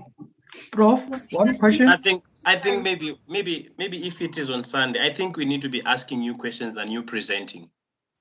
That sounds good too. Hopefully you don't catch me off guard, but yes. Yeah, that's what I think. Yeah. Okay, no, we can do it. That's actually much better. A sort of two-way conversation is better than me just talking to you. I like that. Yeah. Prof, one question. I just want to check in your explanation when you give like true or false answers. Maybe, for example, you know an answer is true, and maybe there's a section of the Constitution that supports your answer and the case law. However, you only provide the section in the Constitution, but you don't maybe put the case law. Are you gonna be You'd still penalized get at least one. You might get 1.5 even. So you'd probably still get 2 marks out of 3 for that, because there isn't always an exact provision and a case at the same time. It just really depends on how convincingly you answer. If you can say yes, because the Constitution says in section 3 that XYZ, you might get your full marks. All right. Then the last part will be that since you said the exam is about 4 hours, then 1 hour is for submitting. So the exam portal will be open for about 5 hours. Yes. All right. Thank you. And honestly, I'm try to finish in 4 hours, because what happens is if you all wait until the last 5 minutes and then all 10,000 of you try and submit and you can't, then there's nothing I can do to open the system any longer. So the idea is that hour is actually for uploading, so there's enough time for everyone to upload without the system collapsing. So try not wait until the last minute to upload.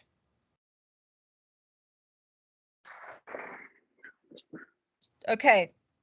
Hello, Prof. Yes. Can I ask a question, please? Yes. In regards to 201 that you're gonna give us on Monday, most probably. Yes. Is it only gonna be focused on TAT 001 and not TAT 101? It's only 001. I'm saying that because if you have answered a question from semester 2 from the 101, you go getting 0. We've been told that you were only allowed to answer the 001. So I'm only giving feedback on the 001. Oh, okay. Thank you so much. Yes, I didn't set that those as assignment questions anyway. That was Professor Matenjwa last year who did it. I can't even remember what he asked or what he was looking for. So I've not got anything ready to give you for 101 semester 2. Okay, thank you so much. Yeah. Okay, so are we all happy for today? Yes, we are happy, Prof. Thank you, and we will be in touch and do a question and answer session next week that should hopefully clarify any last minute things. Will we have it the same time, Prof? Thank you. Thank you. Goodbye. Thank you, Prof. Thanks. Bye-bye. Bye. Thank you so much. Thank you. Bye. Prof, next week class, if we have one next week, the question and answer one, are we going to stick to the same Friday afternoon, 3 o'clock? Yes, I think so, because it's now settled in everyone's head what time it is. Let's not confuse issues if we can avoid it. Yes, that would be great. Thank you very much, ma'am. Thank you. Enjoy your weekend. Thanks. You too. Bye-bye. Okay, bye. Thank you. Bye.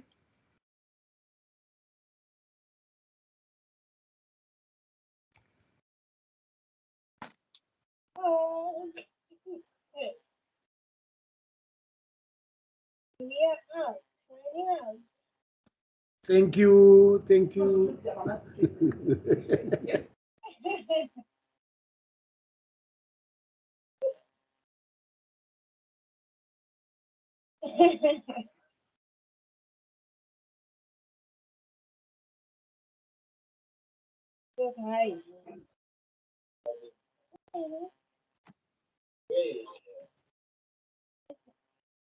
Okay.